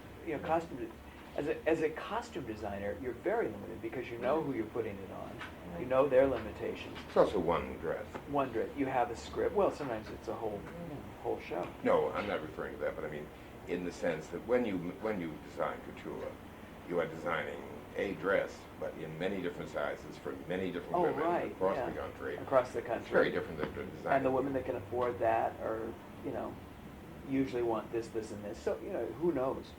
I do a lot of sleeves now. Yeah, very, very smart. Everybody Do you have any emotional feeling about the fact that there is a tendency to associate you with only glitz? It gets me crazy a little bit I would sometimes. think. But then, I do a collection and I have a lot of glitz, but then if I didn't do any glitz, we'd lose, probably 3/4 of our business. So that's okay too. I don't mind that as long as it's good glitz. I used to be upset when I first went to New York and it was always Hollywood's Bob Mackie, Showman Bob Mackie, the Sultan of Sequins. I mean, I have all these titles, the Wizard of Glitter and Flash. It just goes on and on and on. I mean, I have a list of all these things that they've given me. And I used to be upset about it. And then I started thinking, well, if I were a writer and I was doing a review or a story about Bob Mackie, I certainly would have something to hang my hat on and work from. Whereas a lot of people, they're just making clothes. So I thought, well, I don't blame them. That's fine, It's also changing a bit. I think that enough success has occurred and enough respect has been earned in the industry itself that I've noticed that recent reactions are less Hollywood's Bob Mackie, but just Bob Mackie. Well, I've been, it's 4 years now. Yeah, well, and I've yeah. been there doing collections, and we sell a lot of clothes, and it's growing every year, and some of the press is still like that. Well, there's a snobbery that operates. Well, there is, yes, there is, and I'm aware of that. I'm trying to fight it a little bit, but you can only fight it so much, and I don't worry about it. I mean, we're doing good business. It would be nicer to be the darling of, But like when I got there, I wasn't a newcomer. I was the best known new boy on the block. They Yeah, all but knew where I came from and who I was, Yeah. and that's hard. They There's couldn't also discover me. There's also a little jealousy. Well, that's. There is. I don't know why. Well, I understand it. I think that, in the heart of every designer that I've ever known, and God knows I've been around for 50 years doing this kind of thing, and it's amazing to realize that when you deal with people who are dressing, whatever the level is that they're dressing, they have a great need to think of themselves as stars. They want to be stars. They are highly competitive with other kinds of stardom. Yeah, I guess. Now, it's very real because it's the nature of the business.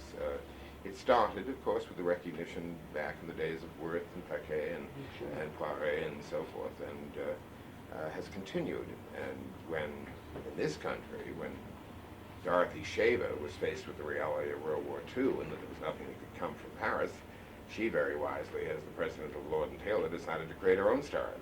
And so she created Claire McCardle, and it went on from there. Because people like Bill Blass would have remained designers with the manufacturer. Nobody knew those people's names. Nobody cared. They knew the manufacturer. They knew the manufacturer's name. And, it's even interesting when you think of applying it to, say, Edith Head, who everybody assumes was this fantastically talented designer. She once told me that when she got her first job, she had to present some sketches. She went around the school and took everybody's. She went to the attic where all the old sketches were stored. Same school. Same school. Yeah, and Mrs. Chenard told me this 90-year-old lady told me this story. And she went up and she just took and erased their names and put hers on it and went in for the job. And they found, you know, and they came into her office where she was working. She was sitting there crying because she couldn't do the work. And Frank Richardson, the same man that I had to, you know, act like I was busy in front of, said, well, anybody with that much guts, you're going to be fine. You just work on it, you'll be fine. And he kept her on, and she turned into Edith Head, you know, eventually, by just pushing and pushing and pushing.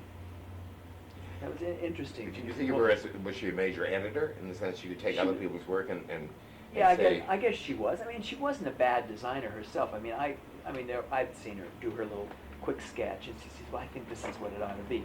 And usually it was very classic and very simple and worked very well on screen.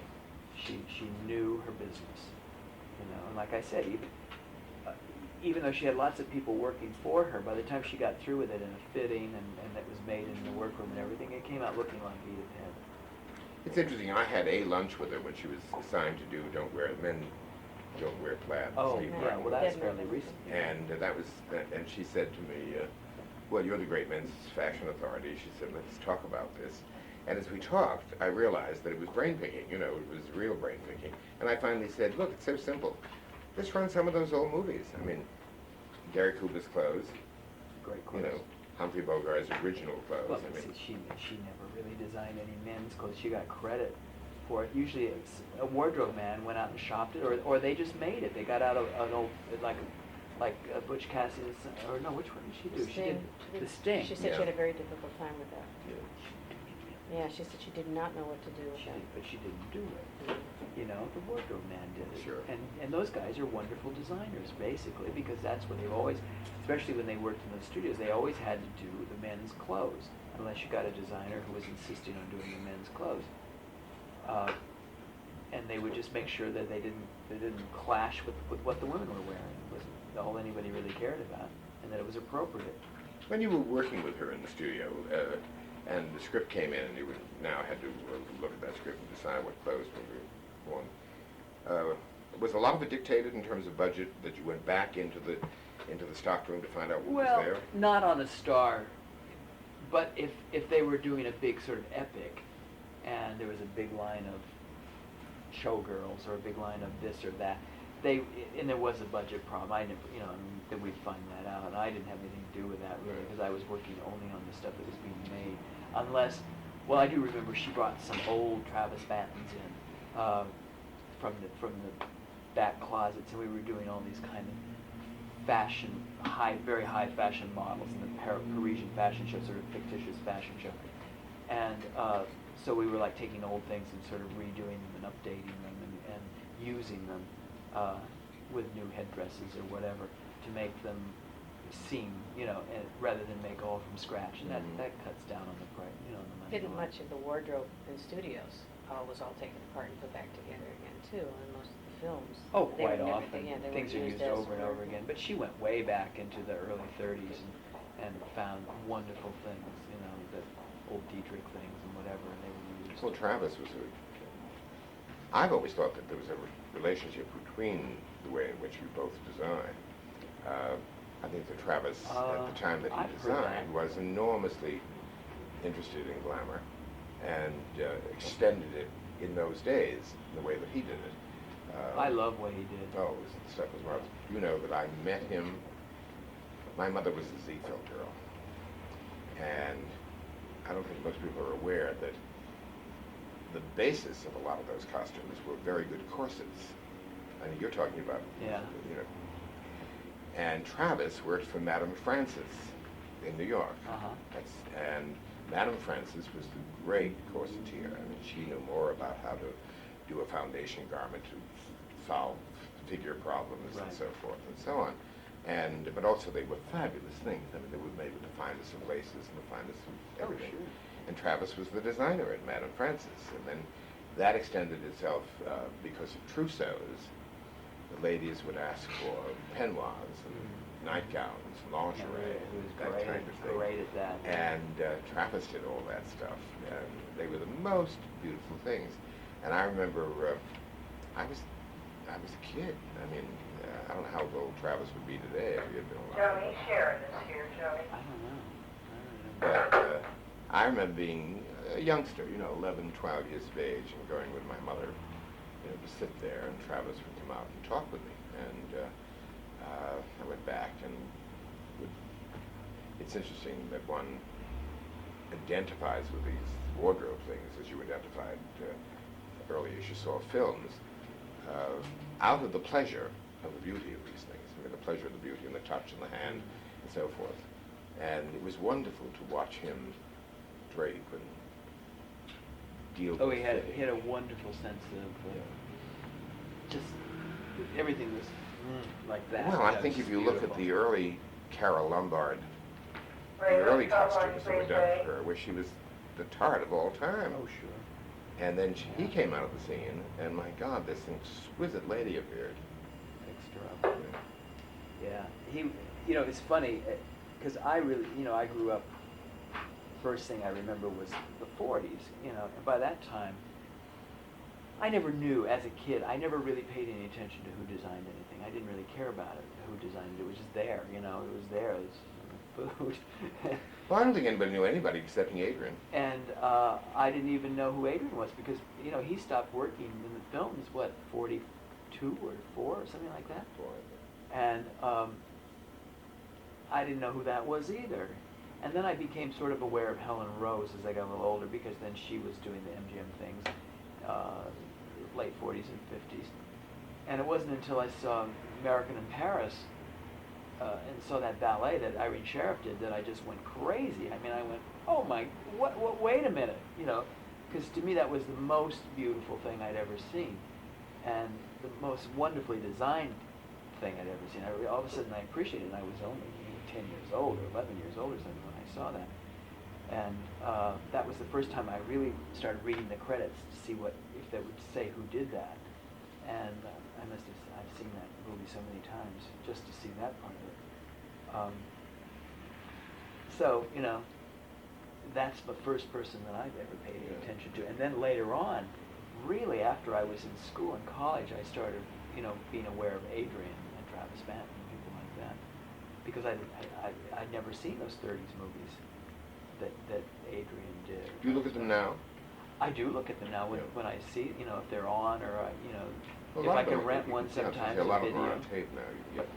but they're always the same ones. I always want to see the obscure ones that you Yeah. don't see. I've seen them all now, but you always see something new. And of course, it's wonderful to go see them on a big screen, because then you really start seeing things that you don't see. I always think you could see everything on the little screen, but it's not true.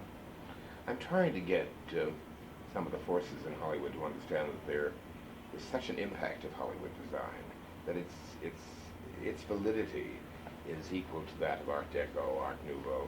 What it did Oh, in it's- terms of its golden It's period changed. and age It changes was lives. extraordinary.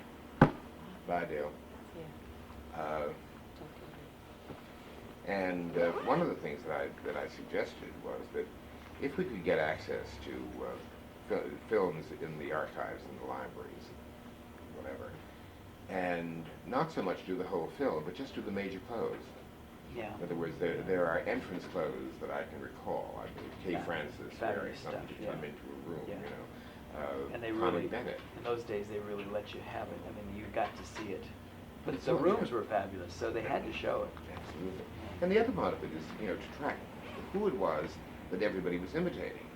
Because Again, it was one of these things. they went on cycles. Because, Yeah. for instance, there was the Constance Bennett book. When she was at her height, there are Betty Davis pictures That looked like Constance Bennett. that they made her look like Constance Oh, Bennett. sure. And then people started making people look like Betty Davis, and people look like Jean Harlow. I mean, it's the funniest thing. I did do an interesting little project. You remember the bias satin dress that Harlow wears in Dinner at 8? Yeah. I tracked down the number of times that's been knocked off in other movies and other studios and other places, and I Well, found, of course, you probably might see the exact dress, because, those things would go into wardrobe, and then they'd be used again and again in sort of B movies and whatever. yeah, it was even used in A because Norma Shearer wore one of them.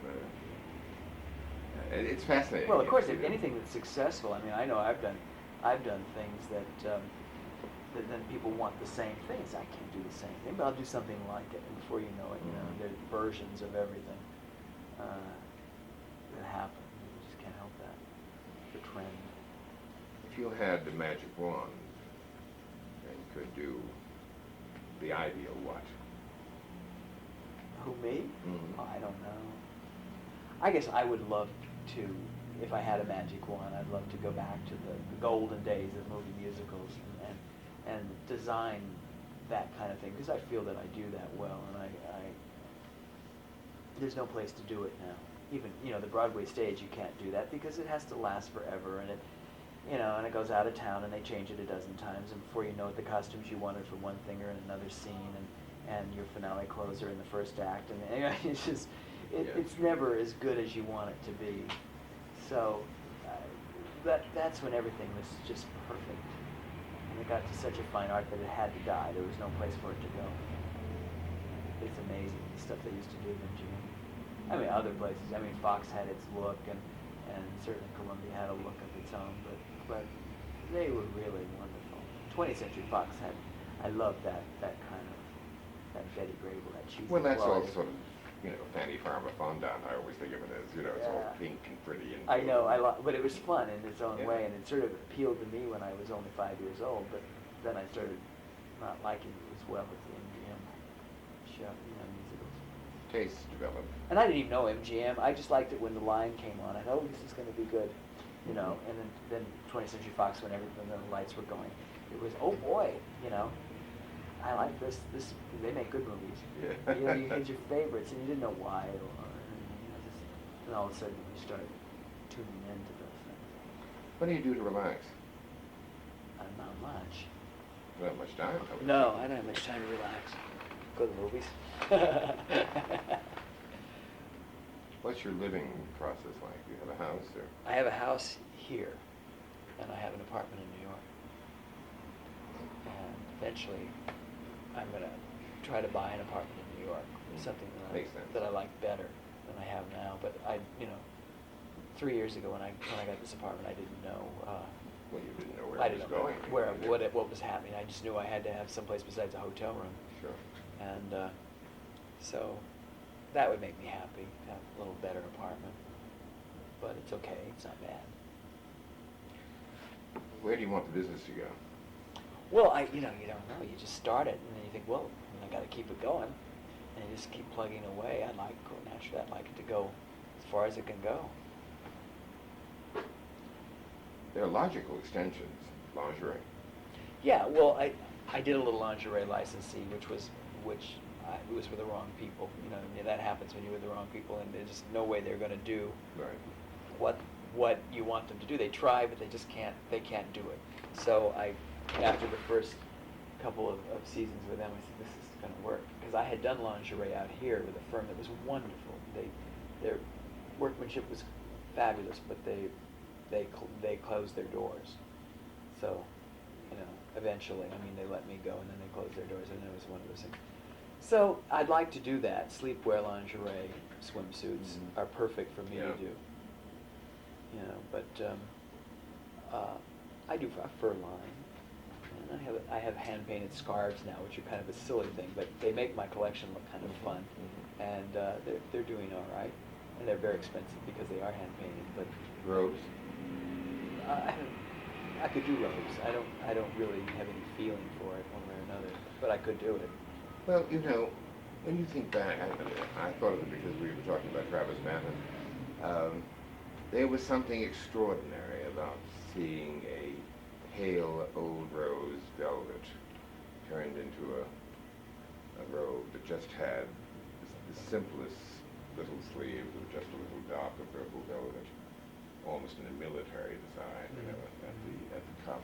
They were so beautiful and anybody looked elegant in them. You could take the tar of the world and put that on her, and she suddenly became a lady. Sure. That kind of thing. Of course, today when you do robes, it's made out of polyester this and Yeah. washable that.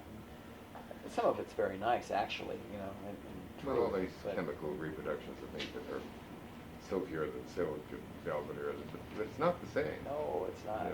It's not even close most of the time. Sometimes it's good, and it's getting better every year. All these things that we turned our nose up at, 10 years ago are really getting better. You have to admit it, but it still isn't the same as the good old stuff. But try to use it as much Do as you possible. read? I read silliness, just, try to read magazines, just to get the magazines read before the next bunch come in. It's a major, because I work late, usually I'm here until 8, 9. I'm always fascinated by the fact that someone who works as hard as you do and with as much output, one keeps on being challenged as where does it come from? In other words, one can understand feeding the brain and feeding the eye with experiences of travel. Or, Well, that helps. That's wonderful. That always gets me fired up if I go someplace. I think I was talking about what it is that feeds your creativity and your imagination, and talking about travel. I wondered if you had gone to a place like Tahiti or India or China, would you? Oh yeah, I think it's a big help. I haven't traveled as much as I'd like to travel. I've never been to India, which I think is something I better hurry up and do. But like a couple of years ago, I went to Bali, and I loved it. It was so beautiful there. If they had nothing else, just the place, it's so gorgeous. Mhm. And I was able to go into the mountains and see places that not all the tourists would see, because there were some people that lived there that knew their way around, and it was just very good for me. I don't take it verbatim. I don't all of a sudden do nothing but Balinese batiks and all of that. But I think it helped a lot. It helped for color, and it just helped kind of free you a little bit up here and see that other people are doing something, and it makes you feel more creative. I'm due for another trip because I'm getting a little bit bogged down right now. Do you draw it all from historical things? Do you find yourself looking at? Yeah. Because one of the things that I Well, always did was I did because of costume design. It was an obvious thing to do, and you have classes in that, so you start thinking back on those kind of details and whatever, and then the books come out, and then you start getting engrossed in the books, and before you know it, there are details that sort of pop up. Nobody knows where they came from. Yeah, because I find that one of the things that I find restores my own sense of freshness of color is to go look at earlier centuries portraits. Yeah. What did people wear, and because often they were painted in their best, of course. Of course. And Right, body look- language was something that I found myself adjusting to. And I did it primarily to be able to direct models, to be able to simply say, look, there's a way of standing, without your hands looking as if somehow or other you've been slapped and holding in your anger. Sure. Sure. Sure. That kind of thing. Do you visit museums? Do you have that Oh kind yeah, of I do. experience? That's what's wonderful about New York is that it's right there. I live on 58th Street, and that's just the Museum of Modern Art. It's just 2 blocks away, or 3 blocks away, whatever it is. It's fun. It's wonderful. I think having the bi-coastal experience is terrific anyway, because both of these cultures are really quite different. Well, the thing that I see very different from here is the sense of color is very, you can use color here and it doesn't look strange. Very often, a certain kind of color in New York is people don't use it because of the light and the kind of winters one has. You feel. Don't you think of this place as a resort? I do. Well, I don't because it's my home. That's where I grew up. I was hardly a resort, but now that I'm both places. It has that kind of feeling. I know when I'm here, I dress like this.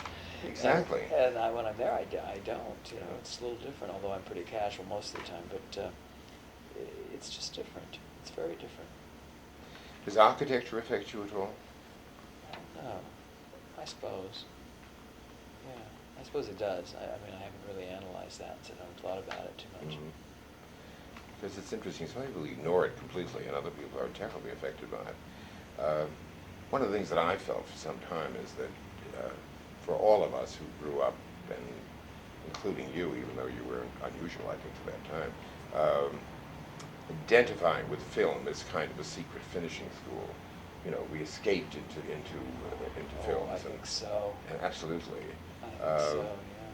But I was interviewed recently myself and tried to define the difference between television and motion pictures, and I said, well, as I was growing up, motion pictures was the world of the extraordinary. I mean, where else would I know what to say to a butler? Be sure Exactly. that the Everything guests is were- based on film. Your whole, our idea of what you should do when you're in a good restaurant, when I was is based on a film. What to do, how rich people look is based on film. How poor people look was based on film. It had nothing to do with reality. I mean, we were, great middle class. I mean, and nobody ever really looked like that in film unless it was some sort of boring film that you didn't want to see. That's how I felt as a kid. If it didn't have a spectacle every 5 minutes, I didn't think it was very good. So. But it was also interesting, when I was being interviewed, I said movies were the world of the extraordinary, and television is essentially the world of the ordinary, excepting for Bob Mackie. And I meant nice. it. I meant it That's because nice. when well, you at looked the time I was doing it, it was quite an ordinary time. The country visually looked so awful. Women were walking around in tight Levi's and T-shirts and their hair just hanging down straight. Not that it's that pretty now, but it was a real anti-fashion kind of time. And all of a sudden, they turned this on, and there were all these beads and all this opulence and fur and feathers and whatever, and people liked it. It was like an escape. Just the way, I guess, in the Depression, those films, those glamorous, wonderful films, were an escape for 20 cents or whatever a movie cost then. You could see all of that. Can you see a connection between yourself and Travis Banton? I do in the designs. Designer. Yeah, I do. People have compared me to Adrian also, and yet I was never aware of Adrian until I was quite grown up, and then I did a whole thing on Adrian at the museum when I was in master of ceremony, so I became a sort of Adrian. I was there. Oh, were you there? Yeah, I had to do my homework real quick, but Yes, Catherine Grayson and that whole thing. she didn't like Adrian. Yes. It was funny. She said, "Oh, he never did anything for me." She didn't like him at all. She was so awful. Well, I thought it made the evening kind of spicy because you said that. Yeah. I was at a dinner party in New York, and Louise Reiner, remember her? Uh-huh. And I brought up Adrian's name, and she said, "Oh, Adrian, if there was a problem, he simply put a bow on it." And I went back looking at as many of the Adrian things as I could find. You kept and seeing and bows. I kept on seeing bows, Uh-huh. and thinking, "Oh my God, how funny! What a funny comment to make!" It's funny. I don't do too many about bows. I mean, it's funny about bows. Bows are such a funny thing. Well, I He think was wonderful, though. He had Oh. a whole thing down. He certainly had the black and white medium licked. I mean, that was really wonderful. Of course, I also loved the attitude at that time of Thalberg, who really supported the existence of fabulous underclothes, for instance, for stars, even though you were not going to see them. Oh, You know, absolutely. They should feel good from the skin out, and you believe that you're a princess or an empress or whatever. If everything is Or real diamonds in Marie Antoinette's coiffure, that kind of thing. Yeah, that's Yeah. kind of extreme, but why not? Yeah, Or it's a sure. good press release Oh, sure, anyway. sure. I know when Ray Agam did a movie called Dr. Dolittle, I was still working with him on things, and he made the underclothes. I mean, in those days, the whole dress. This was in the '60s. The whole dress cost. It was 1830s, and he did it right down to the last whatever. The petticoats, everything. I think one dress cost $12,000 at that time, and today it would be 30 or more. Sure. And all you saw was from here to here. I mean, it was done like the old days. I mean, I think it's one of the last ones they did that way. And it was just incredible. The underwear just took weeks and weeks and weeks just to make a set of underwear. And the corsets and it was incredible. Did you learn a lot from him? I did learn a lot from him, yeah. And he was one of those kind of movie people who just, had learned a lot from going to movies. And he's from Iran, so he saw them. He saw American movies late, and then he came to this country when he was 17, so to be a movie star. To be a movie star? Yeah, he Yeah. thought he'd be a movie star. Yeah. Yeah, why not? If you're 17, I'm going to Yeah. Hollywood, I'm going to be a movie star. Of course. Did you ever have any ambitions of that nature yourself? Not really, no. I thought it'd be fun to be an actor, but it didn't. It lasted for about 5 minutes, and I thought, oh, I do this other stuff better. Yeah. Make them look good. Yeah. Yeah. It wasn't necessary. I suppose that one's psychological insights have to grow and develop to a rare degree of acute understanding to work as effectively as you work, particularly the work that I know so much about, the satirical work. Satire, I mean, to do it, make it work, to spoof things, you really have to have extraordinary insight as to what the real basis of. Yeah. You do, and a lot of people can't do it. It's interesting. They just have no sense of where to pull. Do you think of yourself as a person with interesting insights, that you have impressions about that? Yeah, I think I'm quite good at that. Just choices, really. Making the right choices. I don't know why. I mean, I enjoy comedy, and I enjoy that. Carol has been wonderful to me about that, because she just, I don't know. I don't know. I can't really verbalize it. I don't know why I can do that. Mm-hmm. But it was just one of those things that I enjoyed doing. I miss it very much because I'm not doing it now.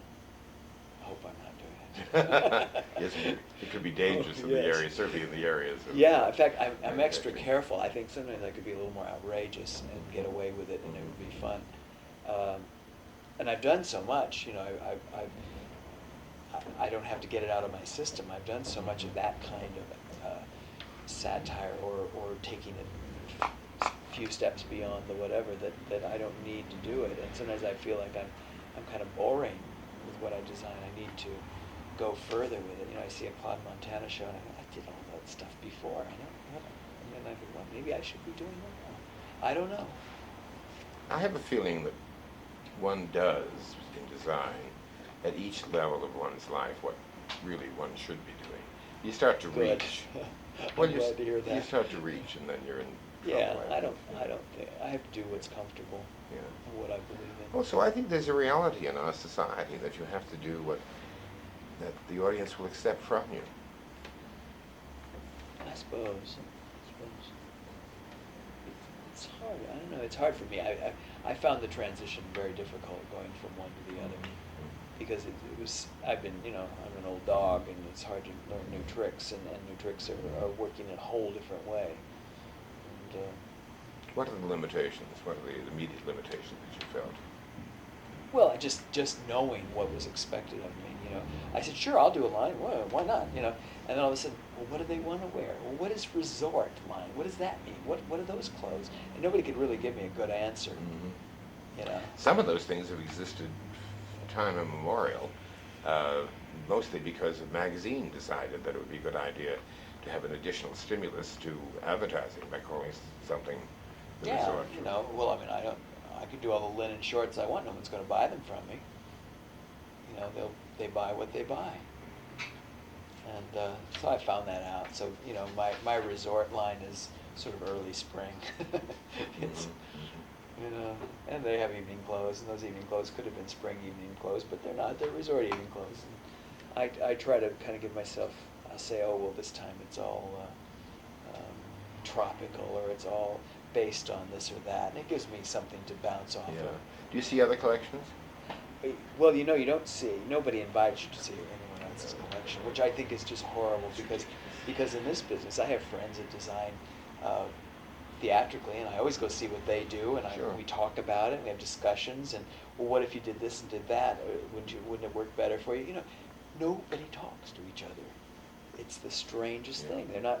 They're just barely friends, some of them, and it's the oddest thing I've ever seen. I mean, I know it's business, and you're selling, you don't want to be knocked off, but at the same time, I would love it if someone would come and see my collection and I could go see theirs, because I'm not going to do what they do.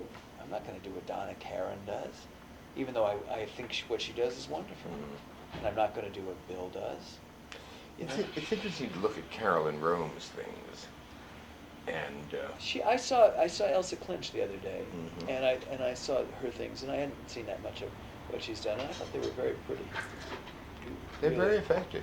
like I hate to admit this, but I think they're very pretty. I think they're very, what's happening, I hear, this is just gossip, I hear in the stores, they're very expensive. And she isn't that well known to command that kind of prices. Now, she will be eventually very well known, but basically, for that woman, she sees that name, it doesn't mean anything to her at this point. It won't take long. Another 2 collections. Oh, She's yeah. married to a very, very rich man. Yes, I know. I saw her apartment in the W or something. She has sergeants in her living room. Yeah. Yes, yes. How can she stand to be down on 7th Avenue? She loves it. She must love it. Yeah, she loves it. Because I'm thinking to myself, that girl could be doing lots of fun things in her life. But I guess if she really likes it. Yeah. I don't know her at all. I think she's very pretty. I've known her for a long time because she was Oscar's assistant, Yeah. and Oscar de la Renta's assistant. You see some Oscars, some bits of Oscar coming through, but maybe there were bits of Caroline, Southern Girl, coming through Oscar. so who knows Yeah. where it started and stopped. Yeah. But I think it's interesting that she could just come in and do that like that. Well, there is room always. Oh, there's always for, room. the press wants new names all the Yeah, time, sure. because you get tired of the same people. Absolutely. And I think stores also, because it allows for non-exclusive activity. In other words, if somebody is exclusive to a shop, it's easier to find, we'll get a hold of so-and-so, that kind of thing. I think she's going at it the right way. And Well, she certainly has a sense. I think she makes pretty clothes, and I think that's important to do that. They look expensive. And they look expensive. They're very expensive, some of them, and it's very hard to sell a dress for $8,000 just as beading around the cuffs. But that'll work itself out. She'll find what works and what doesn't work. I'm certainly no expert at it. What She knows. She's been in the business longer than I have. What key lessons have you learned? I don't know. I haven't sat down and really made a list of what I've learned. I think I've learned kind of what they want, and then sometimes I have to say, I don't care if they want that, I'm going to do this. And that's what I have to Can you give me an example? I have to learn. Not really. I think sometimes I'm trying to please everybody. I'm trying to please the sales force, and I'm trying to please the different buyers that say, why don't you do this and why don't you do that? And I've always been like here to service. Even as a costume designer, I've always tried to please everybody. Please the star, please the director, please the producer, please the audience, and myself. And it's not so hard to do when you know who you're working with. But it's that many buyers and that many clothes, and it's very hard. And sometimes I think sometimes I'll do something just for fun for myself, and it ended up being a huge seller. And you go, and I'll say in a fitting, one of my fitters said, don't you say this won't sell because it'll be your biggest seller. Who knows? The trouble is, you have no control over who wears what. That's pretty frightening sometimes.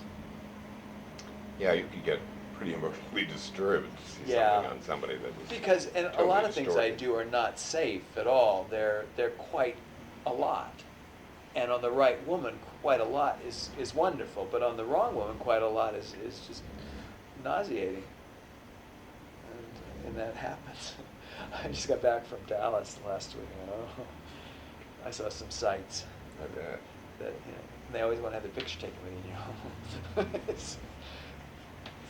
I don't know. Have you found it? And then some of them look wonderful. Yeah. I'm not saying they're all Sure. terrible. In Dallas, that's terrible. But it just happens. It's one thing to finally adjust to a producer, director, star, 3 people. It's another thing to adjust to buyer after buyer after buyer after buyer all over the country. And they don't buy the most interesting. They buy the safest. They buy what they know they can sell for sure. What they're pretty sure they won't be left on the sale rack. And so when you go on trunk shows, you get there, and women are maybe more interested in the things that are already discards from the line and it's always sad. So your true creative, the thing that's really gets printed the most and is talked about the most often doesn't sell at all. Right. And that's very sad. It's too bad. Do you get cooperation from any store that would go along with, you know, a real sense of offering Bob Mackie as Bob Mackie would like to be offered? Not really. I mean, I've learned certain things always sell, and if I do enough of that, then I know they're going to buy that. But you try to give them something different or something new or something a little risky. They're afraid of it. They don't. It's their jobs. They're Yeah. afraid of their jobs. And I understand that. I mean, I understand where they're coming from, but it's very discouraging sometimes. The thing that you like the most is hanging in the closet. No, it's true, But and it happens to everybody.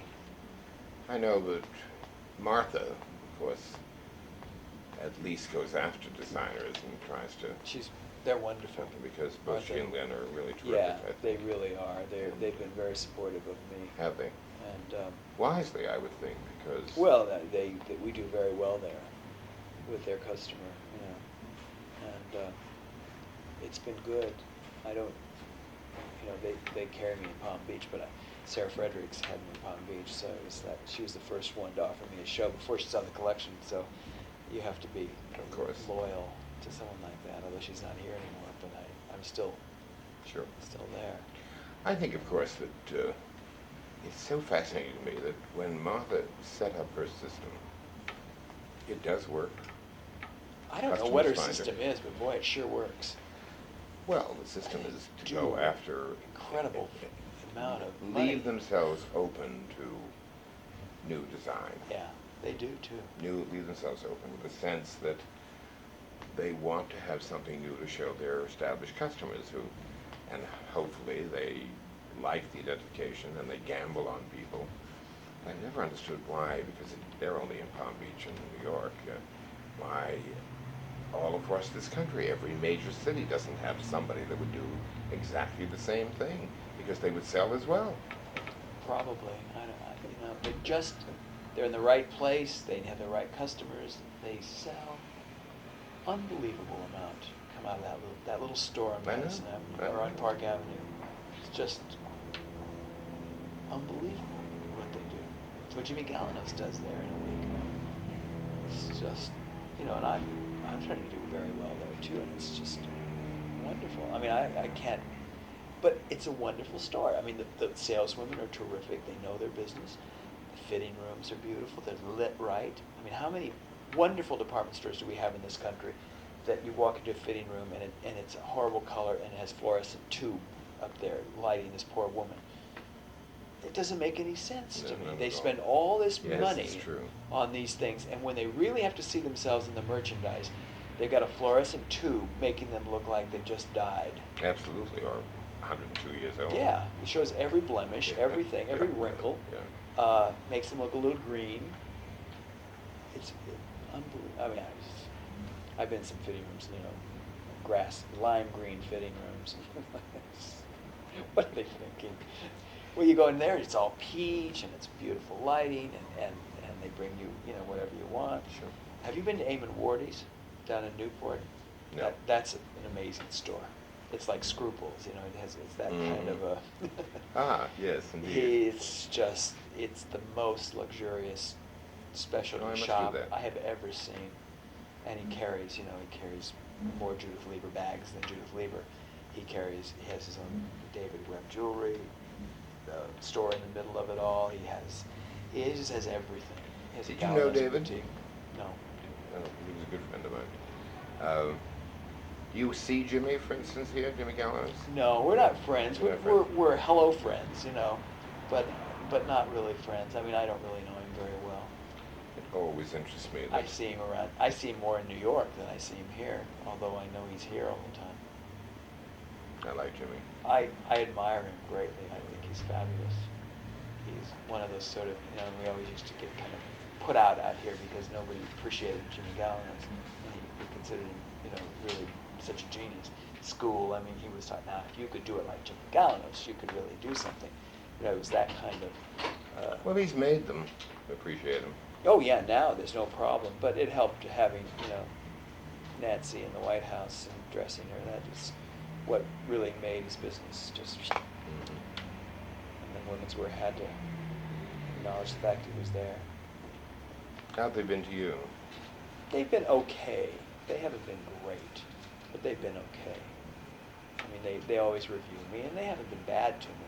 They've never been naughty. But they, you know, and I've had a few covers, and, you know, it's okay. But it isn't, I'm still not where I want to be. Yeah, I would suspect that, I mean, I know how they think, that part of it would be that because you had your established career here and in television, et cetera, that it doesn't give them the satisfaction of creating you. If your No, child likes nobody you. it was impossible to discover me. That's right. And I felt that, you know, that was like, no, him. And also, they never expect you to stay, Yeah, come in that's- for a that's the season or second part two, of it, and then you right. disappear. Yeah. And I wasn't intending to do that. But a couple of times I went, oh God, get me out of here. But basically, I wasn't intending to do that. When you designed costumes, did you do the shoes as well? Sometimes. Sometimes. And sometimes you Yeah. have no time to do that. Because I was thinking that I have seen shoe designs that were really exquisite works of art, you know. Oh, sure. And sure. I remember giving a lecture to students at Harvard University, and I used a dress of yours. I used a number of different things, but one of them was a shared dress, and what I was trying to do was to communicate that there is a language that I call fashion. In other words, you either speak it fluently or you don't, you know. Yeah. And that because it communicates before anything else. In other words, you walk into a room, that split second that you see somebody, you're seeing something Someone about walks them, on you know. stage. That's your first time you see them. You gasp, or you know that they're sad, or you know that Yeah. they're poor. You know that. I mean, it communicates everything. But also, when I did that, and the reason I brought it up is that there was some sort of detail around the bosom needed to cover the nipple, and I was translating it by saying that if Rita DaCosta Leidig were alive, she would have had Mr. Mackey do a pair of shoes with the heel, just using that particular detail. Because that was a woman who traveled with 8 trunks of shoes, none of which were designed to be worn on anything but the thickest of carpets. She never walked more than from here to there, of course. And the shoes were exquisite. I mean, they were I'm just sure they're absolutely beautiful. gorgeous, you know. Well, you know, it's that's a big luxury, especially when you're working in TV, to have shoes made to go. No, I was thinking of it in terms of projecting your career. Oh, as in a the shoe industry. designer, yeah, that's an area that I wanted to get I mean, into. evening shoes, which And are I almost had a deal last year with this guy that makes the shoes in Spain, and he supplied me shoes for my collection and everything for nothing. I mean, I just drew them up and he made them, and then it was just like obviously he wasn't prepared to really, you know, open a new division. But it was It'll terrific. happen. We got a lot of free shoes. It'll happen, I think. But I'd like to do that. It will happen because there is a need for this. After all, I won the Capizio contest. Yes, indeed. What did I win? I won 3 pair of custom-made shoes, which didn't do me any good. But I gave them away. He was very helpful to art schools and everybody else, because I remember I once went to him asking for money for a group of students. They were the first of the Hispanic students that were coming to this country because of the Cuban situation. And I had to find some way to get some money for them to go to school, and he was wonderful. I had a lot of them in New York. We had, Yeah. I remember I had friends, because I was in school in 60, 59, 60 at Chenard, and we had some Cuban kids there. Yeah. That they didn't know what to do. They didn't have to go home. They didn't know whether, you know, Sure. it was really sad because they were young, you know. It's difficult. Oh, I would, you see, I keep. Did you see the Lalique exhibit when it was here? I didn't see. Someone else was talking to me about it. I didn't see it. That you should. I'm look very into. bad about California. You see, when I'm That's a here, mistake. I don't see what I should And, see. well, you see it in California, not, but the Lalique things again. You do come to mind. You see, because of the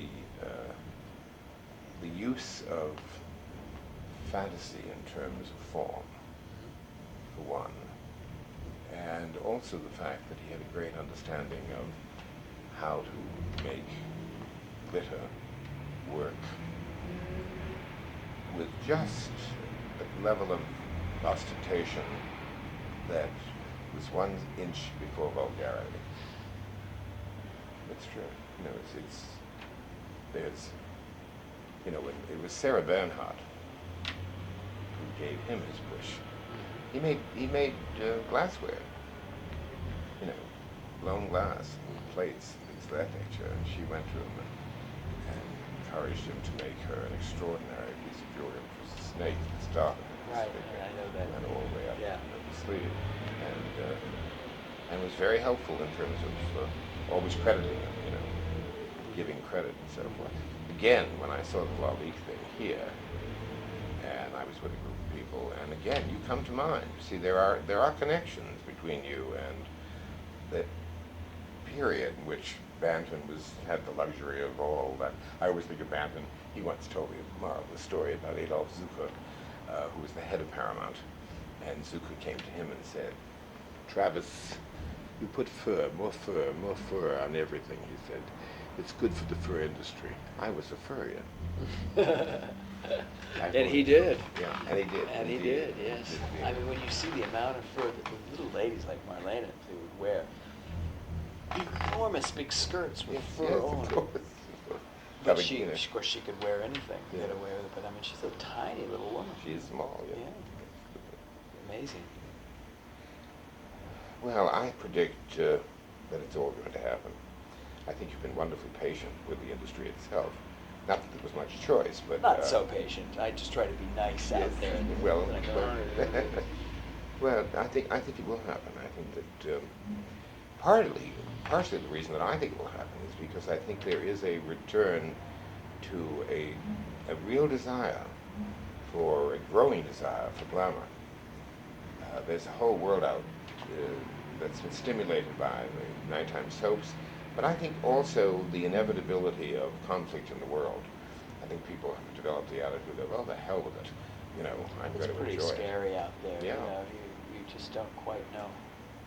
I think it's mostly going to relate to at-home entertaining. I mean, it's, I know in talking to Bill Blass, you become aware, where does he, you know, who buys these clothes, and who wears them, and where do they wear them, where do the Carolyn Rome clothes get worn, or Oscar's clothes? And they're all worn at home, you know.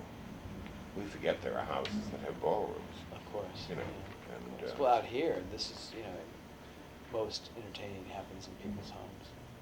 You don't see, it's not, in New York, people do go out. is there an audience here that buys your clothes? I suppose, yeah. I mean, we sell clothes here. I don't know where they wear them, but it's a more casual audience here. I mean, you don't sell the things you sell in other cities, but we do sell clothes here. We find. Have you done bathing suits? I did bathing suits for Cole back in mid-70s, and I did very well. They were very good, and I liked doing it. It's like someone said, a bathing suit's an evening gown without a skirt. No, well, when you think of Esther Williams, my God, Yeah. you know, there was some fabulous. Yeah. And now they're making wonderful fabrics that look like Yeah, anything. yeah. That go in the water even. So I'd like to do that again, but I'm waiting. I want to get with the right company so we get the right product. Yeah, I would There's think, no point. I think at this point you have to be very careful with the I have enough franchises. to do. You know, if something great comes along Mhm. and they want me, fine. But I don't really want. I could have gone with some little small bathing suit companies that weren't really prepared to do anything interesting. And that's Well, I okay. also don't think you should do that. I mean, I think you have to respect your own position at this point. Yeah, well, like I said, I have enough to do. Yeah. But it's definitely an area that I feel I do well. I understand. If you were advising students, for instance, if you were advising young people as to what they should do to prepare themselves to work in either the entertainment field of costume design or just in fashion itself, from your experiences, and the way you feel about yourself, what would you tell them? Well, most of them want to go into the business because it's glamorous. I mean, it's very theatrical, especially, and they're quite usually unprepared. They don't know anything about construction, sewing, patterns, any of that. They have no idea about they just want to do flashy clothes. I mean, of course, they all come to me, the ones that just want to do flashy clothes. I mean, they line up at the back door, you know, and I just said, but have you had history of costume? Have you had this? Have you done this? Have you done that? You know, you have to have something to know where you're going, I mean, why you're doing this, and they don't know. And I always think that's very interesting, that they just want to do things. I mean, I don't think they've ever read or seen a play. See videos, rock and roll videos. I think a good background, a good solid, you know, pattern and all of that awful stuff that we all try not to do as soon as we can, is very important, because you can't just draw pretty pictures. That's it, really. And be educated in other areas besides just that. You know, that's, I think, one of my problems is I was so isolated out here that socially I didn't know where these clothes were going to be. And so it was a little kind of tough in a way. And also living in California, people don't dress that way. Have you done anything to correct that? Well, I'm trying to be a little more social, get out, and go to things, do things. But it's hard for me. I mean, I'm not really pleased with going to the opening of this or that with some lady on my arm that I don't even know. Yeah. You know, just barely know her name. What's her name again? Oh, okay. You know, but I've done some of that. Sure. It's good. You get, you know, both get your picture in the paper and you're there, and maybe people. I don't know what they think. I don't think Jeffrey does any of that stuff, and he does just fine. I'm thinking to myself, I don't want to do that. It's interesting about Jeffrey. You're quite right. Jeffrey has always resisted, I think mostly because he's been made uncomfortable in many situations. Yeah. Well, it is uncomfortable sometimes. It's wonderful fun to go someplace and have a good time and see this or that, if you're with people that you enjoy being with. And if you eventually meet people that you like being with, that's one thing. But just to be there, forced into being there, is with somebody that you don't really know, just because it's the right person to be with, I find that, I feel like an old pimp or something. Well, the constructive thing that I've Not a always felt pimp, about... I feel like gigolo. Yes, you know, more it's- likely. I think the constructive thing that can happen is, again, I go back to the education of the eye. You go to a gala in New York, or I would assume a gala But I here. learn when I go. I mean, I really look around and I take it all in. And it's a wonderful learning experience. So It's strangely enough, one of the places that I discovered that was remarkable was Washington, D.C., when there's a real gala. Not when it's just an ordinary party, but when there's an international ordinary gala. Exactly.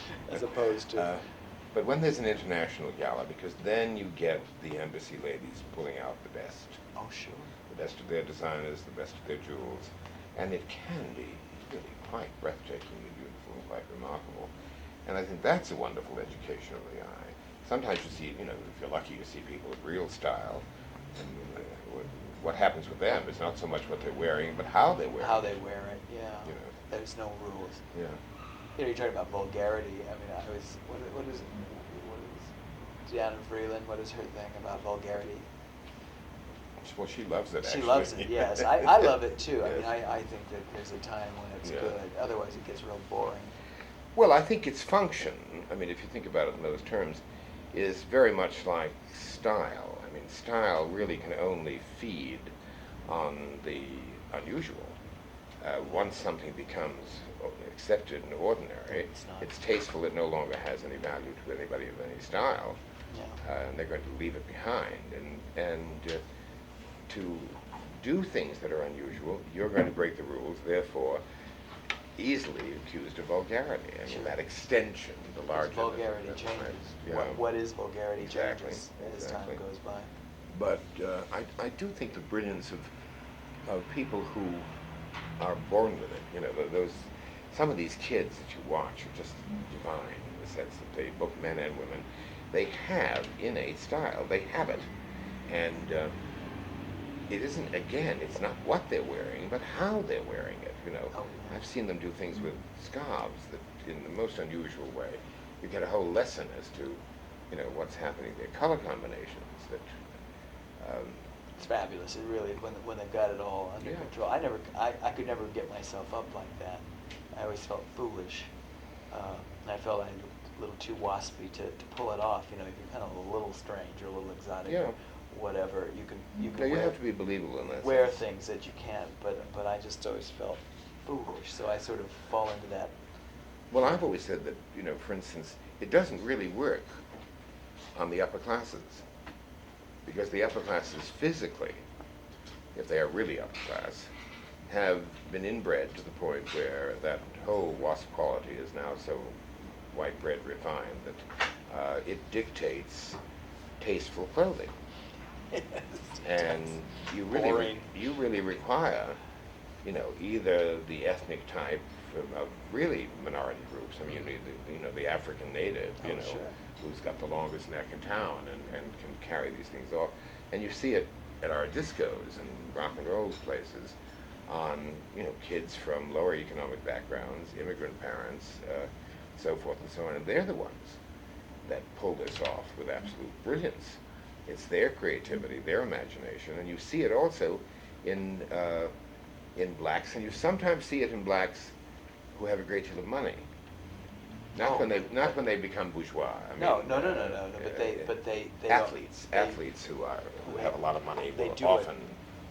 I mean, Bill Cosby doesn't do it. Bill Cosby is already, a gentleman, in that sense. Well, But you get old Walt Frazier full-length mink coats, and he used to carry it off. I like that. Me It's too. fun, I thought yeah. he carried it off. Oh, yeah. Most wasps attempted to do that, look as though their mother died and left Oh. them the furs. Yeah, it's just it's. It's true. It's It is nothing to true. do with it. That's why I could never pull that off. Yeah.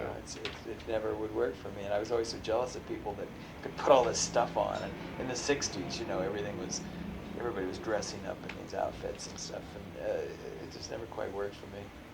But I think one of the things that comes true of particularly your costumes, is that you're a witty man. You have humor. Yeah, I think so. Oh, I think you do, and I think that I think that's the thing that one feels in the clothes, and then if one hears you present them or talk, it's a delight. Well, I don't take it terribly serious. Well, good for Some you. people I think It's only clothes. take fashion. They just get so deadly about Yes, it. I've always said it's not a religion, dear. It's true. Well, I mean, always got this. What do we call those girls on Seven? It's fashion nuns. Yes, fashion They're nuns. fashion No, it's true. nuns. Oh, well, This year they're all wearing this and that. I mean, but they're all about that tall. Yeah. They have everything on. Yes. Well, that great Luella Parsons story, to Deanna Durbin, open letter to Deanna Durbin. I've used it in my career for endless reasons. It's Parsons saying, "Dear Deanna, we are very thrilled that you have had such great success and have rescued Universal Pictures from near bankruptcy with the economic boom. And we're thrilled that you're able to buy your Marabou jacket, your little silver fox snuggie, and your wonderful sweater set. But dear Deanna, do you have to wear them all at once?" I've never forgotten that. It's a Oh, great that's lesson. funny, It's a yeah. great lesson. Well, Robert. Does anyone ever call you Robert? oh yeah, Do they? sure. Because no one ever calls me Bob. Yeah, I'm well, known as Robert L. They call me Robert, but Yeah. my mother calls me Bobby. Bobby. Well, you look like a Bobby. Well, I was a Bobby until Yeah. I got to high school, and then Yeah. I had to be Bob. I got it. Yes, a letter man, whether Yeah. you... And I couldn't be Robert because I had a cousin Robert who was a year older, and that was Robert, and I was Bobby. I see. All right. Well, And what I so- was trying to say was this has been extremely interesting. I think quite valuable. And I even hope. though we seem to have wandered all over But we the place, did, didn't we? we also have picked at the bones of a lot of interesting, Well, significant we could points have the about same design. conversation and talk about entirely different things another Yes, time. we could. Indeed. Anyway, thank you very much. Well, you're welcome. My pleasure.